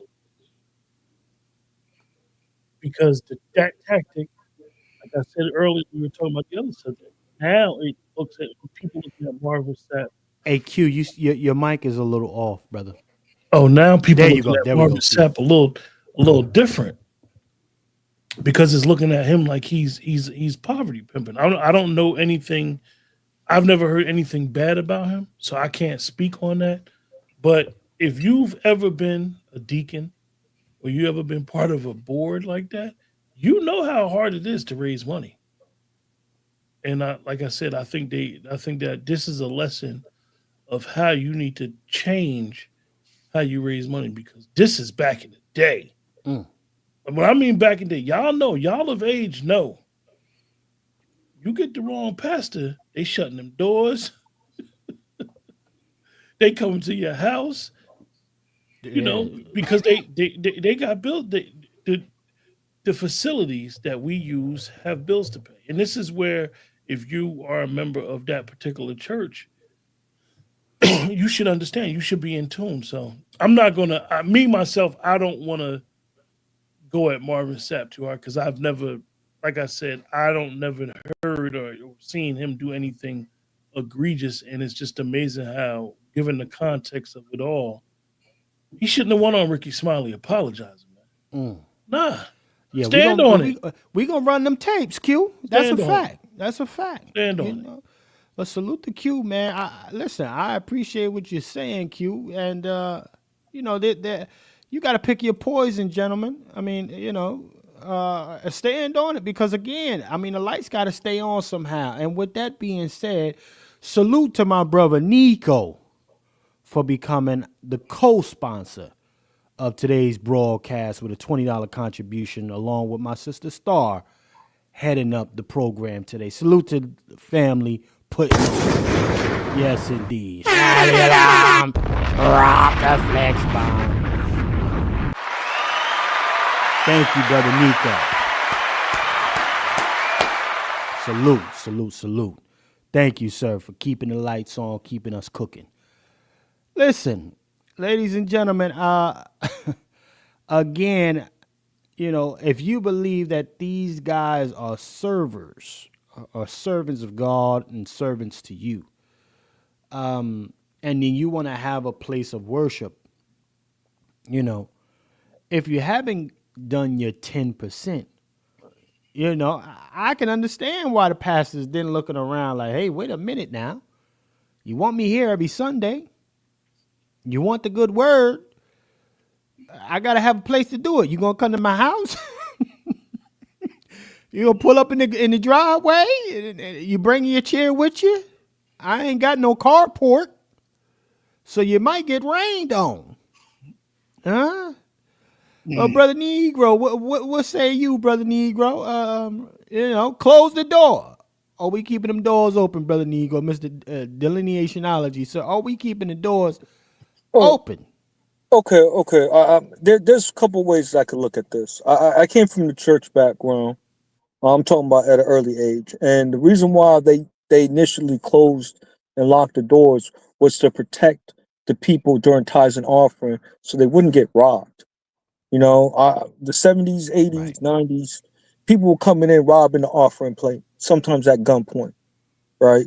And that was the real reason why they were doing that, to protect our elders, protect our loved ones, so they wouldn't get exploited by the people who wanted to take advantage of the church, right?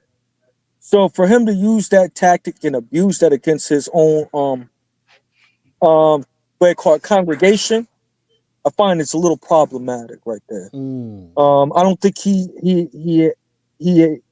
I just have a problem with how he applied that safety feature, because I understand why some pastors might want to lock the doors during tithes and offering specifically, and they normally wait until the offering plate actually is secure and then they unlock everything.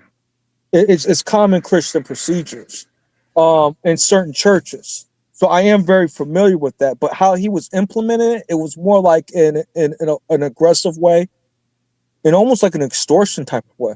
Like, you got to come up off this, or if not, you're not going to leave out of this facility.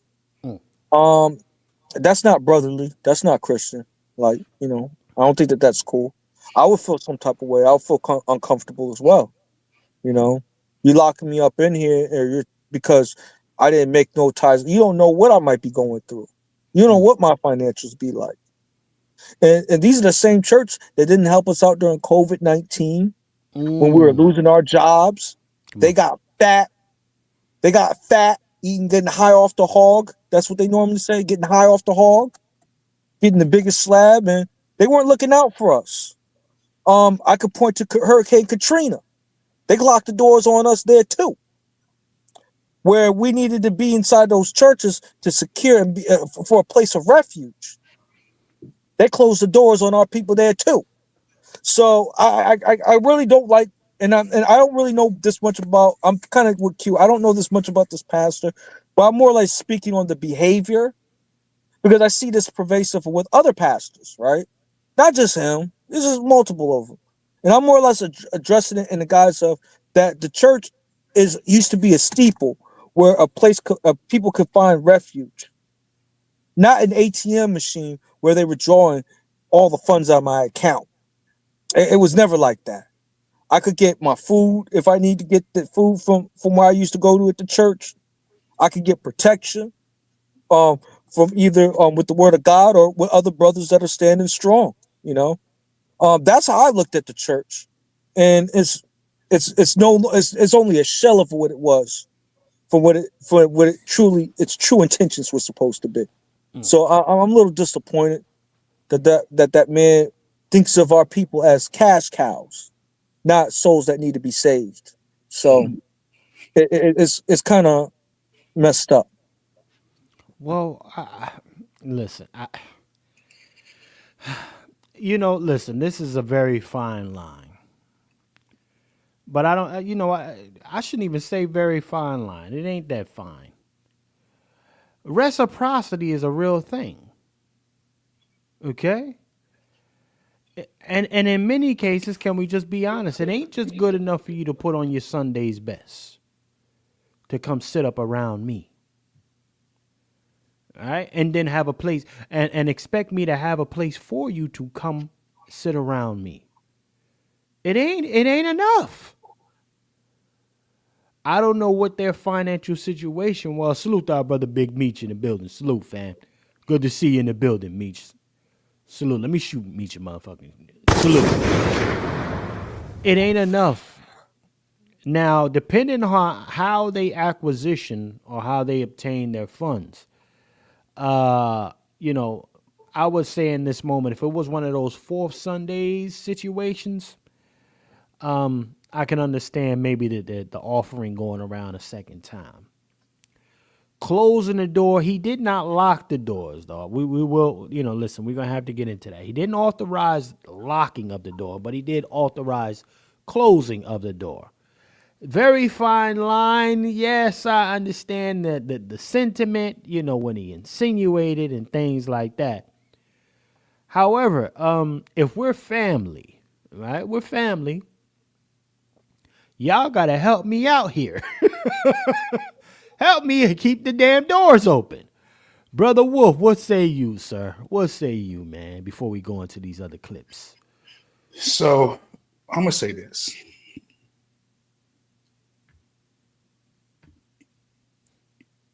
Can you hear me? Yes, sir. Loud and clear. I'm gonna put a scripture in the chat first. Okay. Uh-oh. Because we're gonna go to scripture. Yes, sir. If we're gonna do it right, I'm not even seeing where I can do the comment. Where's it at? Okay. I can't leave a comment. Something is happening. Anyway, okay, look here. I'll say this. I'll read the scripture later on, but it says this in 2 Corinthians 9:7. It says this. Each of you should give what you have decided in your heart to give. Not reluctantly or under compulsion, for God loves a cheerful giver. That's 2 Corinthians 9:7. Say it again. Each of you in that whole congregation should give what you have decided in your heart to give. Not 1,000, not 500, not 200, not even 20. So what he's saying is going against the scriptures. Okay, that's number one. Number two, yes, the difference between what he's doing in previous generations of soliciting ties is we got more cameras. We got more cameras. See, back in those 60s and 70s and 50s and 40s and 30s, 1800s, 1900s, the early ones, there were no cameras. This is regular in the Black church community, depending on what denomination you come from. Right. From evangelists, teachers, prophets, bishops, you name it, they've all did this. And I would say even myself, close the door. Don't let them out. Why? Because again, Never would have made it. Hold on, Wolf. Wait a minute now. if I'm gonna keep it a buck, I gotta put myself in the equation too. Because I understand the protocol as far as, okay, we want to keep people from coming in, doing this sacred moment, and going out. There's certain times you don't do no walking, and that's the offering, and that's the prayer, and that's even baptism. Okay. In this case, yeah, he should have stood 10 toes down and not apologize, because this is a part of what the Black church has done for eons. Again, Never would have made it. Is we got cameras and social media. Okay. That's the biggest difference. But I will say this, the scripture that I quoted earlier, I'm gonna put it in the chat, because at the end of the day, I know that God loves a cheerful giver. If you ain't cheerful about your giving, don't even give. That's like in our broadcasts. We ask you guys to support the program. Why? Because we've labored, we've researched, and now we're sharing with you a perspective. Like the preacher, he shares the scriptures. So don't get upset if I want to get some wool off these sheep that's listening to us, because you a sheep. We getting some wool off y'all. We trying to, that $20 y'all give, those $3 down donations, those 5, those ones, you're showing some appreciation from the content that you're getting. But just to get it and don't give nothing, come on, man. Never would have made it. So I'm a side with Brother Marvin Sapp on this one. You could have did what? Oh, wait a minute. Hold on now. Hold on. This is a sick Negro. His tone could have been different, okay? But again, I understand. Keep them doors in check, because again, I know of folks coming to church and robbing the saints. Better yet, forget that. They're waiting for the saints to come outside the church to rob them. This nigga's scared. No,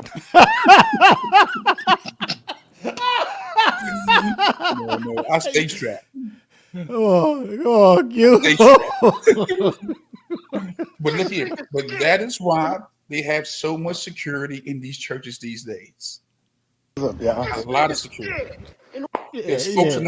Folks are now taking more chances. Okay, so this is a sick Negro. Yeah, because this video, you shouldn't apologize. You should have stood 10 toes down. So look,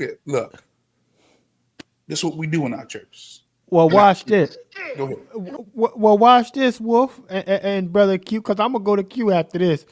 Listen, Rickey Smiley got a word for y'all, for all of you that's outraged, because him and Wolf seem to be on the same page about this. How dare you? Let's close them doors. Okay, let's go ahead and play Rickey Smiley. Hold on. Let me see if I can get it bigger. Pause. Okay, let me see if I can get it a little touch bigger. He's a boule preacher. Got to keep that in mind. What's up? I'm broadcasting live from Disney. We talked about this morning.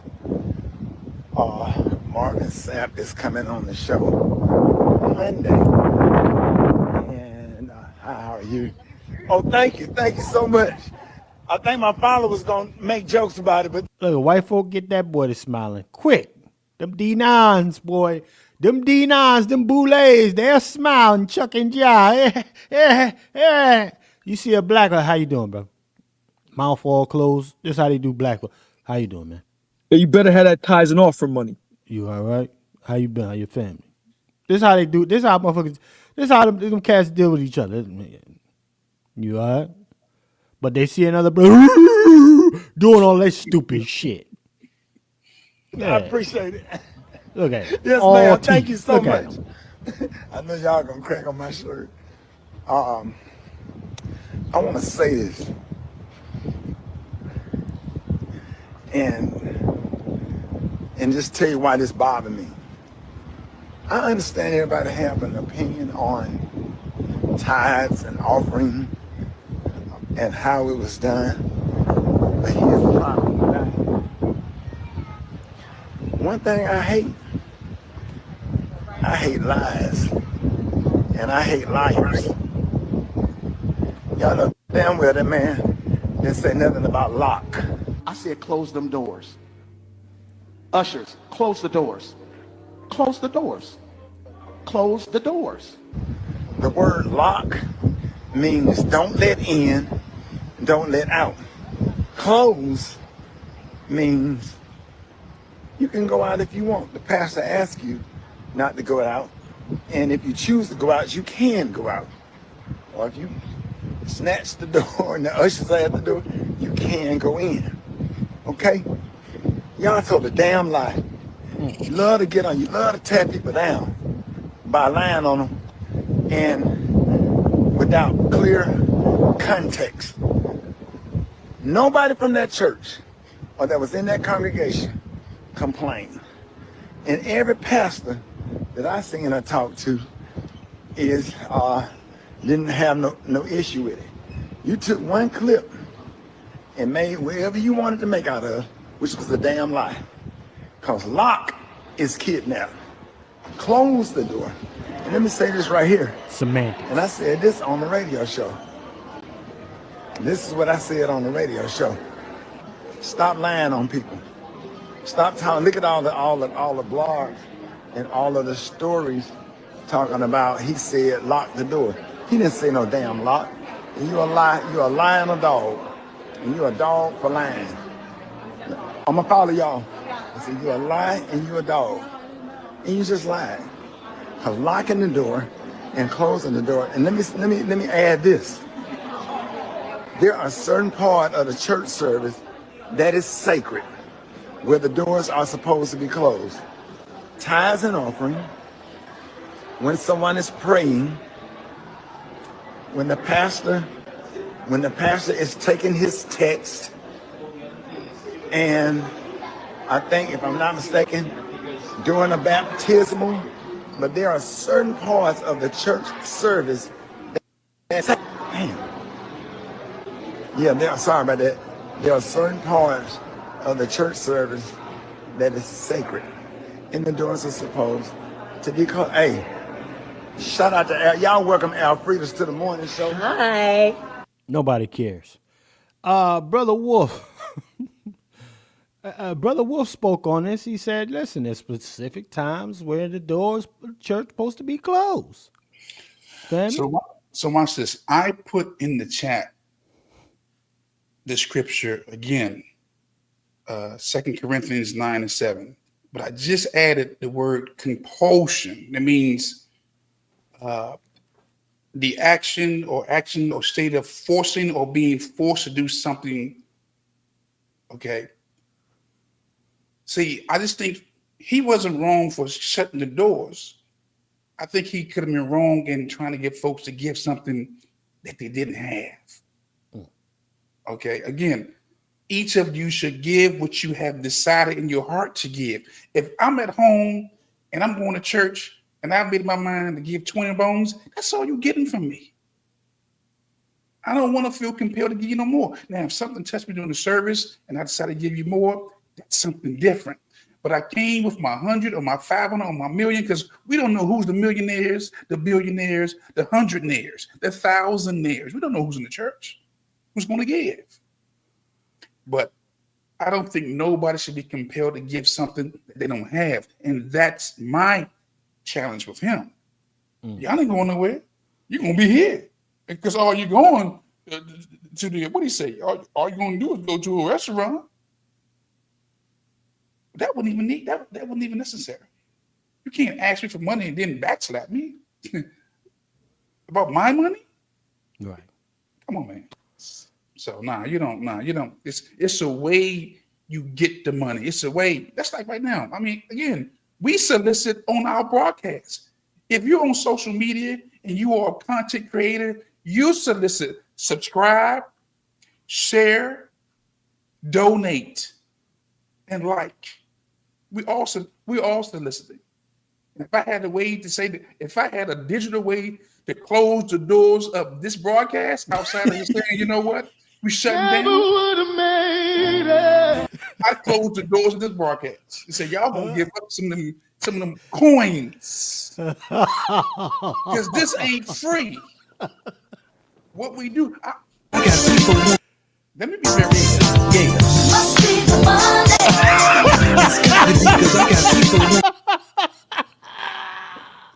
Let me be very clear. We pay, I don't know about nobody else. I pay a lot of money to be on air. Whether you see me or not, every month I'm paying for a software, I'm paying for the lights, electricity, I'm paying for StreamYard ain't free. StreamYard is not free. So when we get up in this, when we have these sessions where we're talking, and then we decide to give you a commercial break to think about how much you're going to give, I'm expecting you to come back to your Cash App, to your Zelle, to your. Hey, Wolf, you gonna have folks unsubscribing right now. You talking about? How can you, in good conscience, know you've been informed, enlightened, empowered, and you say, I'm full now, I'm out, and you don't make no contribution? It's like going to church and give a good word, and you don't give an offering. Come on, man, we can't do that. Come on, not on my. You're not getting no free gun training from me, unless I decide to give you some. But if not, go to lwftraining.com. and look at the prices. You understand? Yeah. So I'm just saying, I just thought he could have did it a little different, but closing the doors, shut them doors down, and just give. God loves a cheerful giver. That's all I'm saying. That's all I'm saying. That's all the Wolf's saying. Listen. Let me go to Q. Q, I like me Q, man. I first and foremost, like I said during the first segment, Marvin Sapp shouldn't apologize. I can't take anything that Rickey Smiley says serious. Rickey Smiley said the Qs run the airwaves, and he still has not spoke about the death and the murder of Caleb Wilson. Wake that up. I can't forgive him. I'm not going to forgive him. I'm not a Q, but he's a Q, and they killed that boy. And for his pompous ass to get up there and make a live trying to cape for Marvin Sapp is funny, because then he goes into speaking about sacred moments during a sermon, and he didn't even know what they were. Come on. He was guessing. Marvin Sapp didn't need you to cape for him. He was standing on business. See, this is the problem that a lot of people have with the boule and the elite, is that they cape for each other when they slip. He didn't need a soft landing. Marvin Sapp did not need a soft landing. You tried to provide your platform for him and give him soft landing, and you did, and you were completely wrong. This is the type of intake that we should never listen to, these pompous ass Negroes who run around here and they wag their finger on other black people because they think they're better than. He says during a live, my followers. Nigga, you ain't got no followers. They supporters. Come on. And that's the problem. People think that people following them. Following them where? Right off a fucking cliff. Like, come on, man. So these bozos like Rickey Smiley and other people, this is why we should reject them at all costs. Marvin Sapp said what he said. He stand 10 toes down on business. You could like it, you like it. Don't like it, who don't like it. But I find it ironic that Rickey Smiley came to this defense, but he didn't say nothing about Caleb Wilson getting murdered. Well, you know what, Brother Q, and I appreciate you bringing that up because, you know what, I was gonna go straight to Marvin Sapp on that on that Rickey Smiley program, but I will. You know what? Let me take a detour if y'all don't mind, right? Because we coming to the latter end of the program. Let's remember with Rickey Smiley and alike, because this seems to be a D9 allegiance that goes on here, right? These folks said that they told us they told us straight up, listen, the Qs run the airway, right? Caleb mums the words, crickets, we ain't hear shit. But we did hear something when it came to Kamala Harris, right? We heard all of his vigor and his disdain for black folk. That question. Always. What excites you the most about him? Just that he's just a regular, like he remind you of your high school principal. He remind you of your high school football coach, and he was a football coach that led his team to a national, not national, but to a state championship. And he is just awesome. He's for the people. He stand up for women's rights, and he's a popular governor in the great state of Minnesota, which Trump won in 2016. That state was picked off by Joe Biden, and I think we'll definitely get his state and the state of Pennsylvania as well.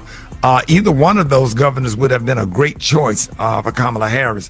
I'm just sick of the black people on the internet talking about I'm not with her. Okay, so look at you see, he can't wait. This is your boule class. This is your D9s.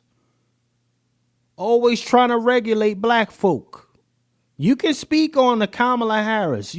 This motherfucker, boy, they can run out there and run their mouths. Any other time, daddy give them their marching orders.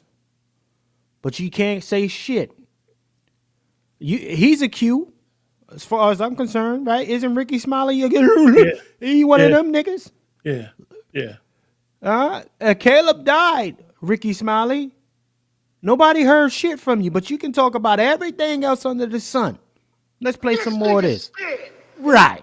If you're not with her, that means you with Trump. And y'all need to block every last one of their asses on Facebook and on Instagram and social media and stop. Like, that's just garbage. Yeah. It's just garbage. Everybody got to find on anything. Can't agree on a damn bucket of chicken. One person want a hot dog. I always complain. Black folks get on my damn nerves, man. Why everybody making all these celebrities making all these videos going off on Kamala Harris and stuff, and then the black men, Kamala Harris didn't prosecute you and treated you bad in court. I got treated bad in court too, but I'm with her. Shut your ass up. I don't think people, and we speak about these people in nauseam. I don't think people really understand and grasp the hatred that these people have for black people. Come on, Q. Wake that up. They hate you. They hate you for not being a monolith. They hate you for having your own independent opinion. And then belittle you for having your own independent opinion. These are the people that we should not be listening to. They don't respect you as an individual. They think that you are a sheep, a puppet. That's what they think. Your vote is your vote. But he's literally telling you, if you're not with her, you with Trump. And like you're dumb, like you're like wherever you are, no matter what politician you chose to vote for, could have been benefited for you and your family. And these type of individuals talk so bad about you for having an independent opinion, voice, vote, whatever you chose to do. And we patronize these people. They hate you. They hate you. He's telling you, and he's telling your family, to boycott you for your opinion and your belief. These are white supremacists in blackface. Oreos. Bunch of Oreos. This is what our learned black thought leaders say when they say this is part of the system of white supremacy. You don't need a white face anymore. No, Q. This is the systematic behavior that a lot of us adopt because we wag our finger at other black people and speak down on them for having an independent opinion. This is crazy. Well, you know what? Let's bring it to current times now, right? So we can make it full circle. I just wanted to show y'all what your boy Rickey Smiley chooses to talk about and what he doesn't. Right? And we still, all of these, this is another D9. He's a Kappa Alpha sitting across from an Omega side. And neither one of them, right? These are supposed to be God-fearing men. These are the church guys. None of them spoke on Brother Caleb. Huh? So let's go ahead and play some of this. Yeah. Let's go ahead and play this. That's the narrative that has been shared, that I locked folks up in my church, that, I made them give $40,000 and I wouldn't allow them to leave until they gave it to me. And to be honest with you, that is absolutely false. Yeah. Number one, that offering was taken last year. This was a service that happened last August. Number two, it didn't happen at my local church. It actually happened at a national organization's international meeting where churches from all over the country, all over the world came together for the purpose of celebrating the Lord and Savior Jesus Christ. People took issue with me saying, shut the doors. Understand, I never said lock the doors. Yeah. I said shut the doors. Shutting doors mean that people still have the ability to go in and out. They've taken issue with my tone. And I can honestly say, looking at the video, maybe I was a little more assertive than I should have been. And I can apologize for that. I can apologize for that. But three things I need to make sure that people understood. Number one, the $40,000, if it was $40,000 that was raised, was never given to me. That money was raised for the purpose of taking care of the budget for their conference, not Marvin Sapp. Number two, it didn't happen at my church. It happened in Baltimore. Number three, people take issue with me being firm with the ushers. Anybody that goes to church, ushers one-on-one, that's the first thing they teach you as being an usher, is that there are 3 times you don't walk. You don't walk during the altar call. You don't walk during prayer. You don't walk during the offering. One of the reasons being is because of the sacredness of the moment. But it's also about security. As a pastor, we understand and we know that churches are being robbed at gunpoint. It's happening. Let's address that real quick. Are churches still being robbed, gentlemen, at gunpoint? I'm gonna say something real quick, Chef C. Yes, sir. Just to piggyback off of what you're asking, right? Marvin Sapp, now you playing on the emotions. Come on, man. We all know security has to be at an all-time high. Let's be honest. Some of those ushers are strapped. So stop. You too busy nigga-splaining instead of just saying, look, I did this for a reason. This is the reason why I did it. But you go on there and you're trying to justify what you thought was right. You are in a position of leadership. When you make a decision, stand on it. You up there nigga-splaining. And now you sounding dumb because now you're playing on emotional people. If people upset, your congregation wasn't upset. I didn't hear nobody say, no, open the door. They wasn't upset. So why are you worried about the internet? Because it's become a production now. And he know it ain't land well and he get the pushback. You're a leader. If you getting pushback, that's a good thing. Why are you worried about it? It's breaking them because everybody wants to be the good guy instead of just standing on business, man. So essentially, he's bending to the trolls. Absolutely. Absolutely. Because this is This business is as usual. this is not this is definitely not the first time he said shut the door. You could believe that. And I could guarantee when he speaks to his ushers in private, it ain't no scriptures being talked about. It's listen, these are secure moments. People got money, people got their checkbooks out. Make sure nobody do no sudden movement. And whoever got the strap, this is where I'm placing y'all. Come on. He got the bigger brothers may be in a certain spot. This is a secure thing. When you're dealing with security, and brother Lone Wolf knows 10 times more than I know about anything about security. When you have these type of places and thousands of dollars is there, and it has been situations where people have gotten robbed, security is going to be paramount before he even asks for money. That's why he said close the door. Before he said anything, what did he say? Close the door. Before he asked for the money, close the door because the security had to be intact first. So close the door might have been, take your finger off the safety. So I say that to say, don't go on Rickey Smiley's show trying to backtrack because now you make yourself look bad because you're allowing detractors to sway how you run what you run. Right, wrong, and indifferent. Right, wrong, and indifferent. Whether I agree with him or not, Marvin Sapp did what he had to do. No, like I said, you didn't hear anyone in that congregation say, no, let me out. I gotta go. I got greens cooking at home. You ain't none of that. They complied. So why are you worried about it? That's a fact, brother Q. Salute to that, man. I'm surprised the two of you brothers is really standing 10 toes. Like, listen, this just what it is. God damn it, and we gotta get these funds up. Oh, this nice guy shit, man.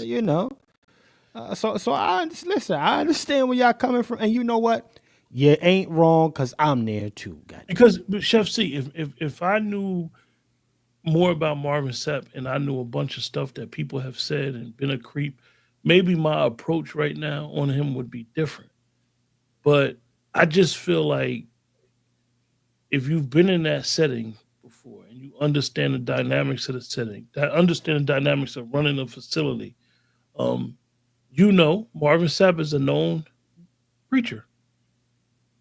When he comes to your church, this is a guest. This is an honor. So what he's going to do, try to raise money. He's going to try to give a sermon that's going to touch people emotionally and with their spirit. So if they didn't have a problem, why are you worried about people on the internet? It was a year ago. I wouldn't even address Chef C. I would not have addressed it.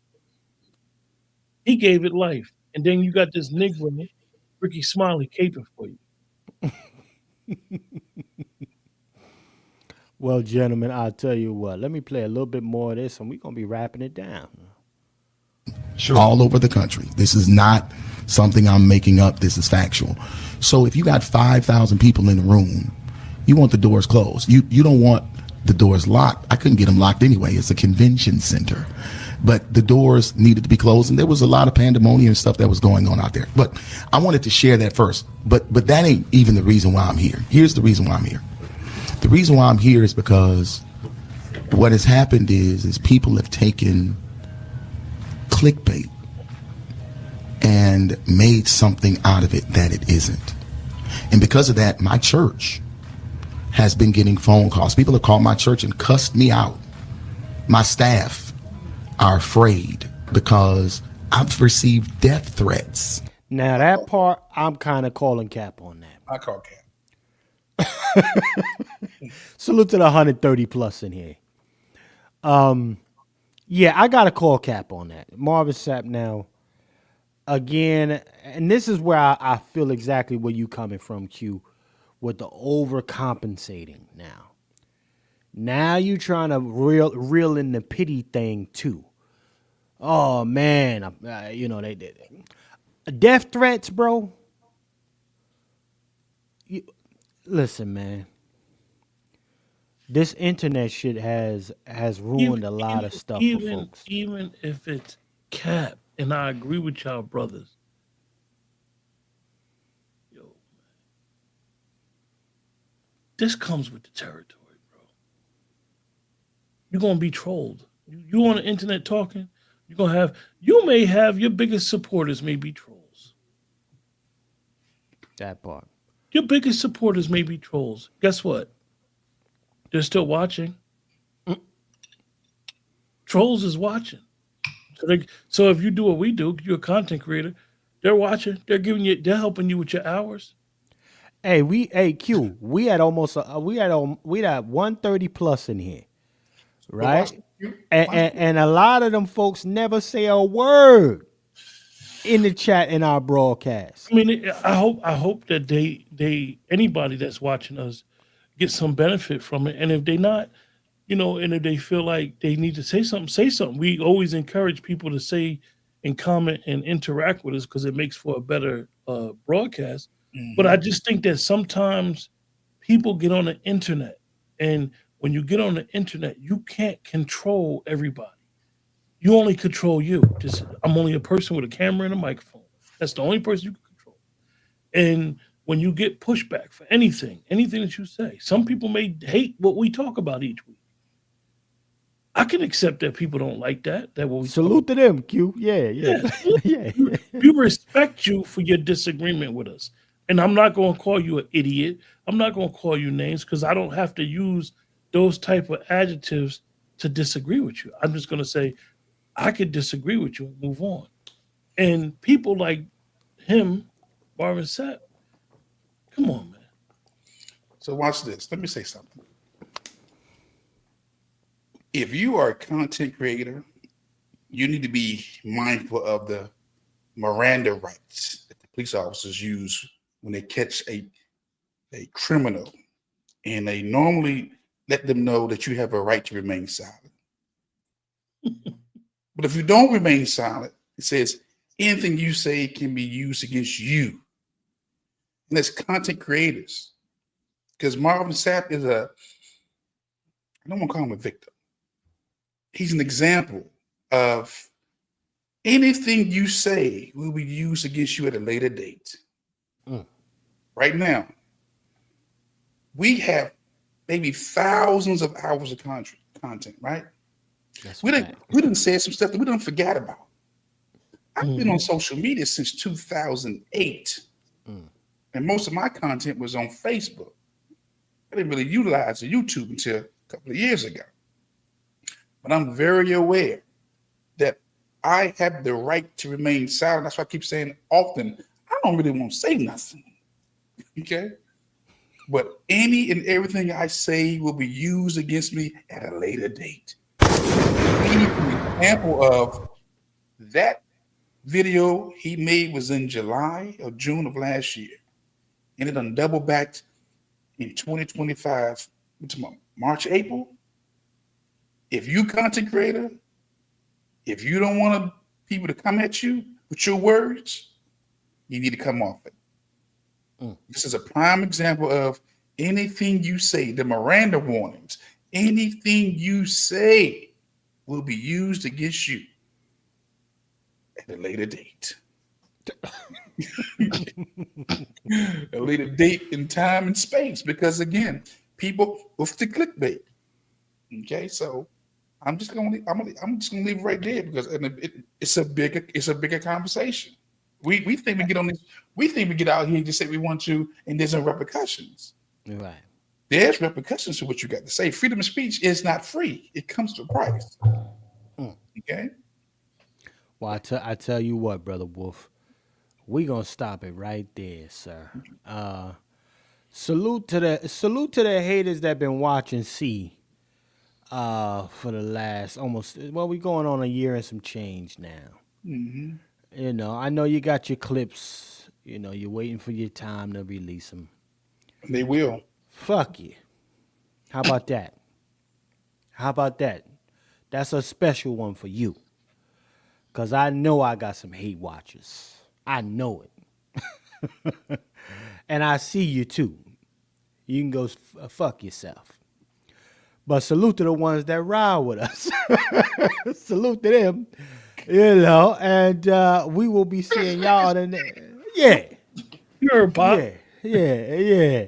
So you know what? Let me go to the brothers, man, get their last thoughts, man. We're gonna be able to wrap this down. Brother Q, talk to us, man. Hopefully I have some content tomorrow. I actually was gonna do something on Eric ex-mayor in New York. Well, mayor in New York.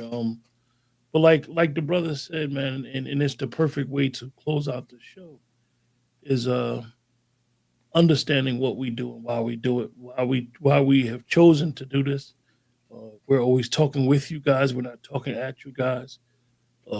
We really appreciate everybody in the chat that's always supporting us. Those that's new to the channel, we appreciate you. Like, share, subscribe, and like Brother Lone Wolf said, the software that we use costs once a year. It's not cheap, and it's hard. It's hard sometimes because we in this with everybody else. All of us are either self-employed or employed, and we see the financial struggle like everybody else. But appreciate you guys in the chat and know that the best way to support is to support. And hopefully we see you guys soon. Hopefully we'll double back with a Pat Talk maybe Sunday. We'll see. We'll see how things go because right now it's a lot going on. A lot, Q. That's a fact. Salute to our brother Q from Let's Talk too, ladies and gentlemen. Hold on, that sound wasn't loud enough, man. Let me what the hell am I talking about? Let me get Q. There we go. Give Q his real sound. God damn, you need a real sound. You know, hold on. The Negro done came back. Negro fell out for a second, and now you're back. Brother Negro, what happened? You got snatched in Biden's backyard? What happened? No, it's even worse. I got snatched by Elon Musk. He out here messing with the delineationology. If you go on, This is a sick Negro. If you go onto my delineationology page right now, when a Negro trying to make money, you got the cracker always trying to stop the black man to be self-sufficient. Man, I swear to God, man. Yo, the beef is on, man. Beef is on, man. I'm trying to promote my book, trying to get these sales up. They say, oh, this Negro trying to make money. And he ain't deception. Yo, man, you deceived. Yo, I swear, man. I can't Hey, you need to come from behind the avatar, brother Negro. Oh, I'm moving around right now. So man. See, we gotta promote delineationology, man. Talk to us. Listen, talk to us right now about delineationology, brother. We got the book signing right here, brother Negro. Talk to us, man. Yes. Please show up, all and every. If you could order your book prior, that would be great as well. You can reach out to me for all the details on delineationology@gmail.com. Also, this is for April 19th, 2025 from 1 to 8 p.m. I'll be at Black & Noble on 422 South Street in Philadelphia, 19147. So please show up, please show out. If you have your book ordered prior, I will sign it. Definitely, and I'll definitely have some books to sell. Shout out to Brother Lone Wolf for the support for buying more books. If anybody want to contribute to the platform and to also have more books to get this jump started right, please contact me at delineationology@gmail.com due to the fact that Elon Musk sucks. For real. For really shutting down a Negroes movement right now. This is the second time these social media. We need to get Dr. Short and the mother need to get healthy so we can get this lawsuit popping on this social media for infringing on our First Amendment rights. All right, I have a right to freedom of press. I have a right to freedom to sell who I want to sell to, and they just in the way. And this is why we need to have our own social media platform so we can't get shut down. I'm looking at you, fan base. You guys got fat while everybody starved on the street. Yeah, it's just crazy. That's the reason why I hopped off, because I was just about to count up some more sales on the digital books. $10 for the digital books, $20, $19.99 for the soft cover. So I'm out here ordering and doing the stuff. I come through, I see my whole thing is locked, shut down, and kaput. Delineationology platform. Crazy. Black man, Man, Elon Musk, defund Elon Musk. That's what I'm gonna go. That's what I'm gonna do. And I might go out my way and just not mess with this platform anymore because it's really been teeing me off now. And then I'm Well, you also know, signing fan base. Negro, you need to get your act together. Talking about, I don't want to do anything specifically for black, you know. All right, you Kamala Harris weirdo, man. I'm just getting frustrated, bro. I'm trying to make an honest buck here and not run up in these people's crib because of these college school debt. And I actually create a good project, and I'm getting shut down by everybody, including the people that say they for black folks. Like, I'm sorry to vent like this, but I'm very heated, bro. I'm very heated. And shout out to the guy saying that my book is a terrorist book because I'm telling people we need to separate. See, I know his punk ass was the one who reported me.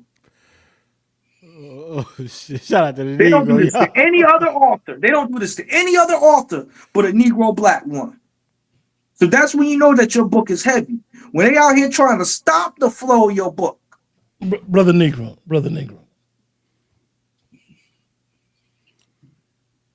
Relax. Yeah. Relax, bro. So I'm just tight about it, man. Relax. When you put together, hold on one second, brother Juan, apologize. When you put together the type of research that you put together and the type of book that you have, move accordingly, sir. Relax. Relax, man. Relax. You're gonna be all right, man. Don't get bent out of shape for people doing what they do on platforms that they own.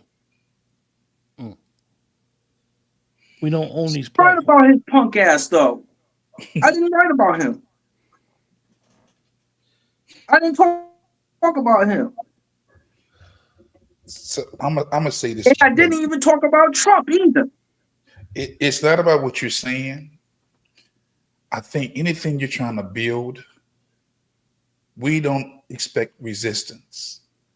When God told man to rule, he said, have dominion over the fish of the sea, the fowl of the air, the cattle, and the creepers, and bring them under submission. Submission doesn't just happen because there's resistance. And a lot of us have a problem with resistance. You just think, I'm not talking about you specifically, I'm saying in general, people resist information. They resist training. I would have thought it would be easier to promote my firearms training to the black community. These are the biggest resistors to firearms. I may have trained more Africans and Caribbeans and Arabs. And I know I've trained more females than guys.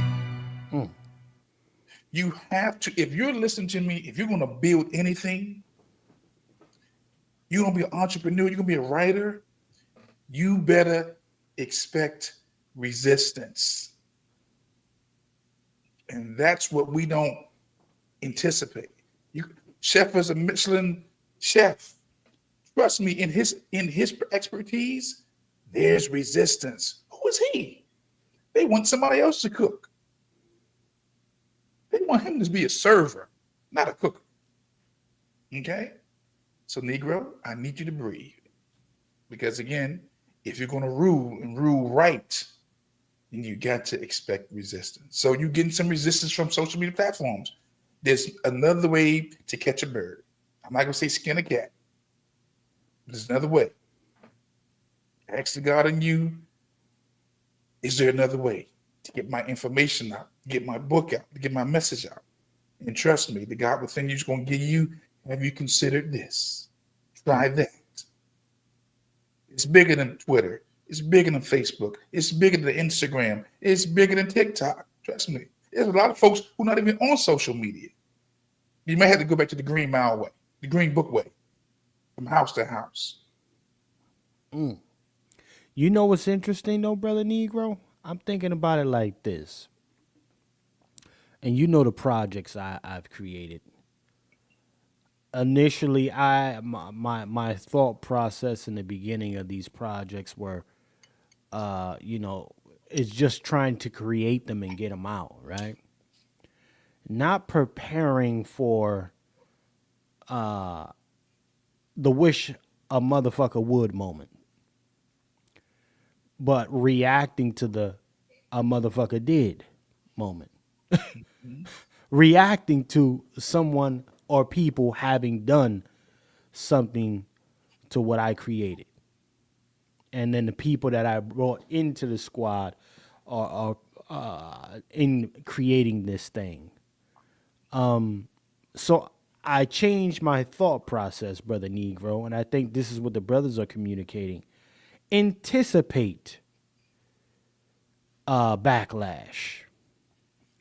Especially, you got the nerve to write a fucking book called Delineationology, sir. That's like, that is, let me explain something. I'm gonna simplify it for even all of those that are watching, especially the ones that don't like C. Fuck you. Creating a book like Delineationology is the equivalent of Black Wall Street building itself up, but missing the other part of that equation, which are the protections, the infrastructure. Right? We always hear about how Black Wall Street and other Wall Streets were ambushed, right? But the priority when building these places up was not protecting it, was not preparing itself for the potential backlash that would come because you created this empire, right? You have to have defenses. So now my thing has always been, as much energy put into building, I need to have equal or even greater energy in the protections of the thing that I build. So now your controversy, understanding that we still live in a climate that says Negro, regardless of what you think, flat black is the way. You better believe folks who believe, who want to stand 10 toes down, as they say, in a flat black society, wouldn't be part of the opposition that someone such as yourself would face. Okay? So you plan, well, ultimately what I'm saying is you plan for it all, Brother Negro. You take their head off just as aggressively as it would be if you said it was a cracker. Give them all the same energy, right? Because the purpose with which you're trying to move in requires you to be level-headed and have that same energy for anybody opposing the purpose with which you're moving in. You understand what I'm saying, brother? Yeah. My bad to be all vented about it, but I'm just, you work hard to create a good product. You carve your way out in American society the right way, right? And it just seems like every door I try to move through in a positive way, it gets shut on me. Elon So Musk is it's just, not here to. Elon Musk is not here to facilitate you. Just you got to look at it like this. Would you allow me to come in your backyard and sell products without taxes? Right. You're on his platform trying to sell something. Business to business, right? And it's no real benefit. We got to have tact. You know what I mean? That's what we trying to tell you. Like, it's a certain way you got to move, man, in certain avenues and strategically. Do you have a Twitter? Are you a blue check? Because I pay for Twitter. yeah, I'm a blue check underneath the organization one, and I guess they said that it could extend to the other platforms if I so choose. but I do have a blue check on the Negro Black Knights Heritage Club one. Are you Not using on that under that one? Where's the pay? No. Because there it is right there. You can't stop if it's paying for it.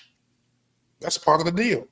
I pay. I just don't promote my stuff on Twitter like that. But if you got a blue check and you're paid, that you're using your other one, and you should be using the blue check.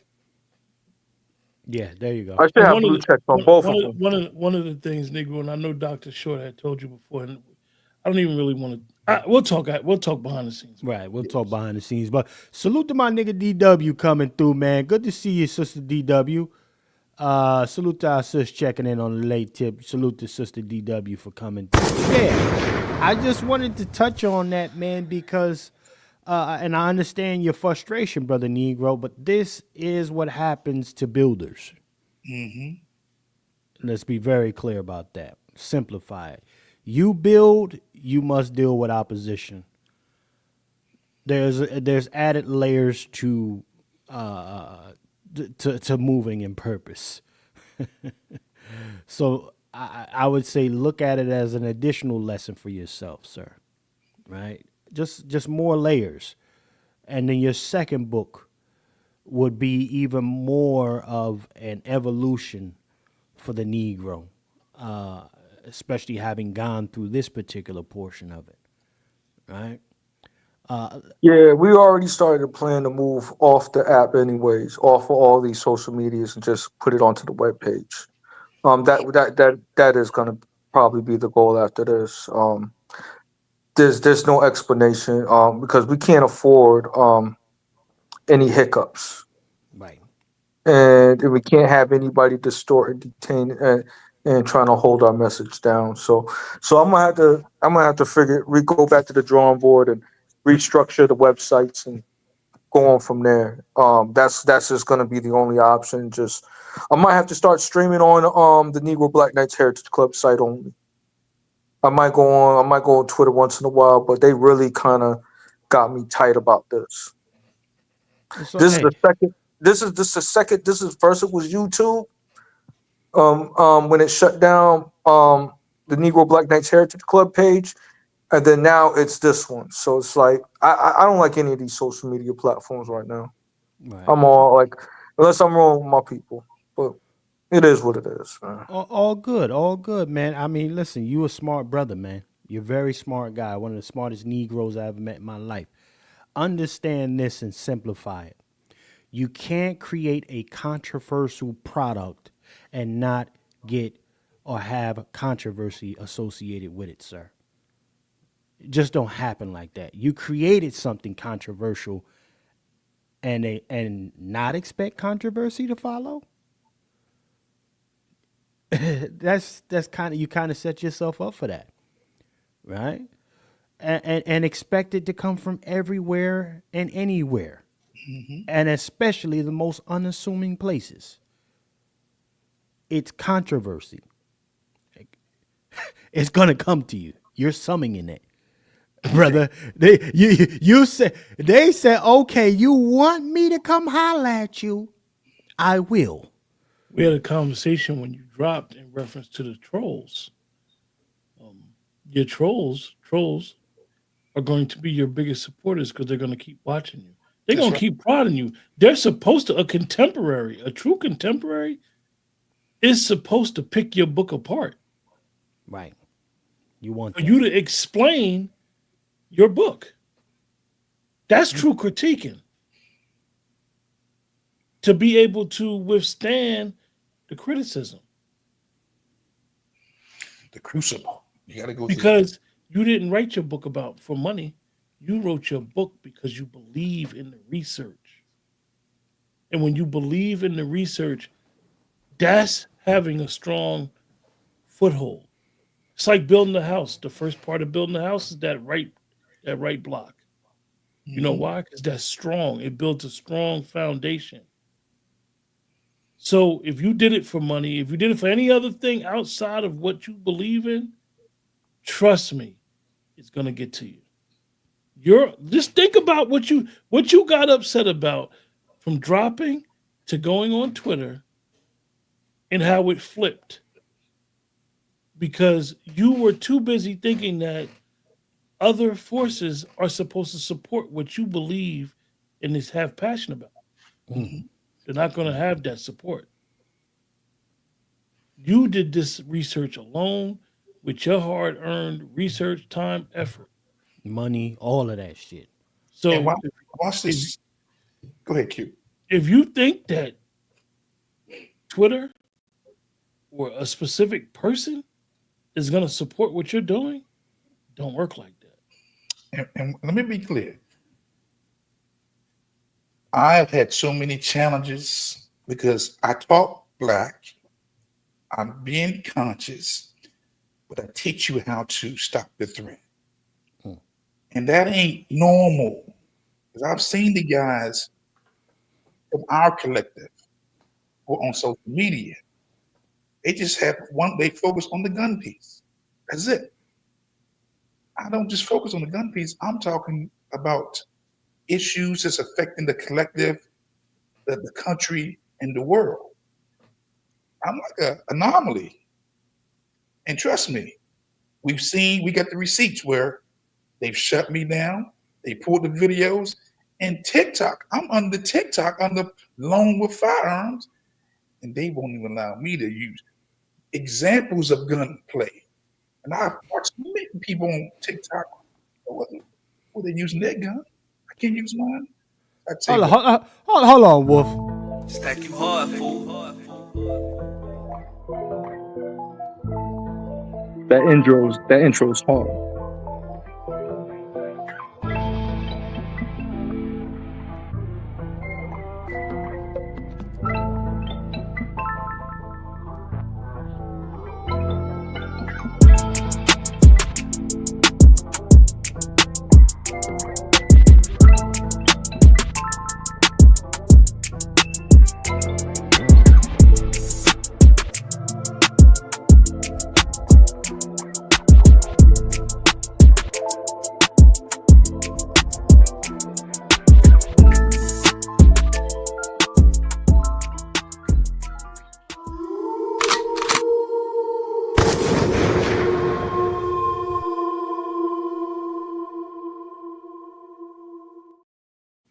Yeah. So they allow you to talk all day, but you talking about empowering people how to stop the threat? We got to watch this Negro. And that's the thing. And I normally do, when I shoot videos, my students don't know I'm going to record them. I do real-time shooting. You know why? Because I don't let you know because I don't want you to be afraid and scared. I don't know what they're going to do. The training. Most of my students, when they go through Loan with Firearms, they legit. They can shoot like the instructor. Okay? Like I tell anybody, whatever you're good at, you don't do for free. And I got that from the Batman, Dark Knight. Joker said that when he was talking to the round table about, well, why don't you kill him? Why don't you kill the Batman? He said, whatever you're good at, you don't do for free. And we give it back to you. The people. Gotham is yours. And this podcast, what we do with the Pat Talk, we don't do this for free. I'm not laying my plane with that. Yeah, let's get ready to shut this thing down. Brother Negro, I tell you, if folks are mad, just give them more things to be mad about. That's all. Give them more. Give them fucking more. I can't stand that Negro. This is a sick Negro. Give them more. That's my thing. Flood them. Yeah, I'm gonna have to write these other books and get these books out the way because I got like 4 or 5 just on the topic of delineation alone, and so many different parallels I can get into this conversation about. So I definitely, I know within the next year or so, I should be dropping my book number 2, Delineation of the Souls. So yeah, that I'm already starting to work on it, and already tapping in. Still brainstorming, and so it's definitely in the works, man. It's definitely in the works.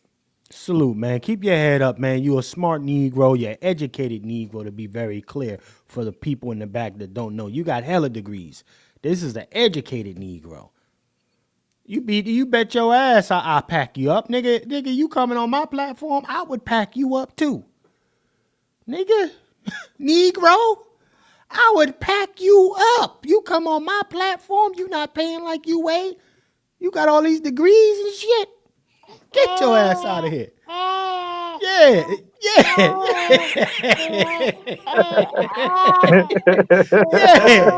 Get you out of here. Get this Negro out of here. Yeah, Q. Q a damn fool. Oh man, that made my day right there. Yeah, get this Negro out of here. Ladies and gentlemen, Brother Juan J. Johnson, your final words. So we're going to be getting it up out of here. My final words is this. Y'all be safe out here in these streets. Find you a responsible gun owner to teach you how to stop the threat and to embrace your Second Amendment. Yes, you need you a shotgun. Have you considered one? Have you considered a rifle? Have you considered a revolver? Have you considered a semi-automatic? Again, they don't want us to put these messages out there, but I got to because I would be irresponsible. They can shut me down all they want to. There's another way of doing it. And trust me, it's more than one ways to catch a bird. With that said, you will see me on these streets. I will be interviewing the Negro. I just want to finish his book so I can have some good questions for him before he have his book signing. And I'm looking forward to the conversation. With that said, salute. Have a great day. And I'm out. Any last words for the other brothers? I know I gave you last words already, but any last words? We're going to get ready to shake it up out of here. Thanks for Pat Talk, man, and the platform, brothers. It's always good to be with you guys. Always. I could be anywhere else in the world, but I'd rather be around my brothers that got the helmets on right. So salute to y'all. Most definitely. Salute. Brother Q, you had something that you was going to say, brother? We about to shut this thing down. Yes, indeed, man. I will say this, ladies and gentlemen. Q, goddamn it, Q. Listen, ladies and gentlemen, I want to thank everybody for joining us here today. This was a good, solid program, right? If you found value here, make sure you share with somebody who can use it. Okay? Also, listen, pay like you weigh and give what you feel like giving. But understand that when you ingest anything, there should be some form of reciprocity. I want to thank everybody for joining us here today, ladies and gentlemen. We'll keep our eyes on this Eric Adams situation to really see if this man's got a chance running as an independent. We'll need to have that conversation later. All right. Also, if you're here for the first time, make sure you like, share, and subscribe to all of the brothers. Make sure you do that. Also, don't hesitate to go over to my alternate program. That's my other channel, The Cook Up with Chef C. All right. You want to learn how to really cook, spin the block. The summer's coming. I do sushi and everything, family. I really do sushi and I bake. I make pastries, all types of fly shit. So you want to learn how to do those things, subscribe to that channel. Once we get to 50 subscribers, I will be cooking live. And I'm going to put the ingredient list in my community section / post section of that channel so we can cook together. But remember, ladies and gentlemen, I'm your host, Chef C from New Jersey. And always keep in mind, ladies and gentlemen, in a system of white degeneracy, you stand for nothing, you fall for anything. My name is Chef C, and I'm out.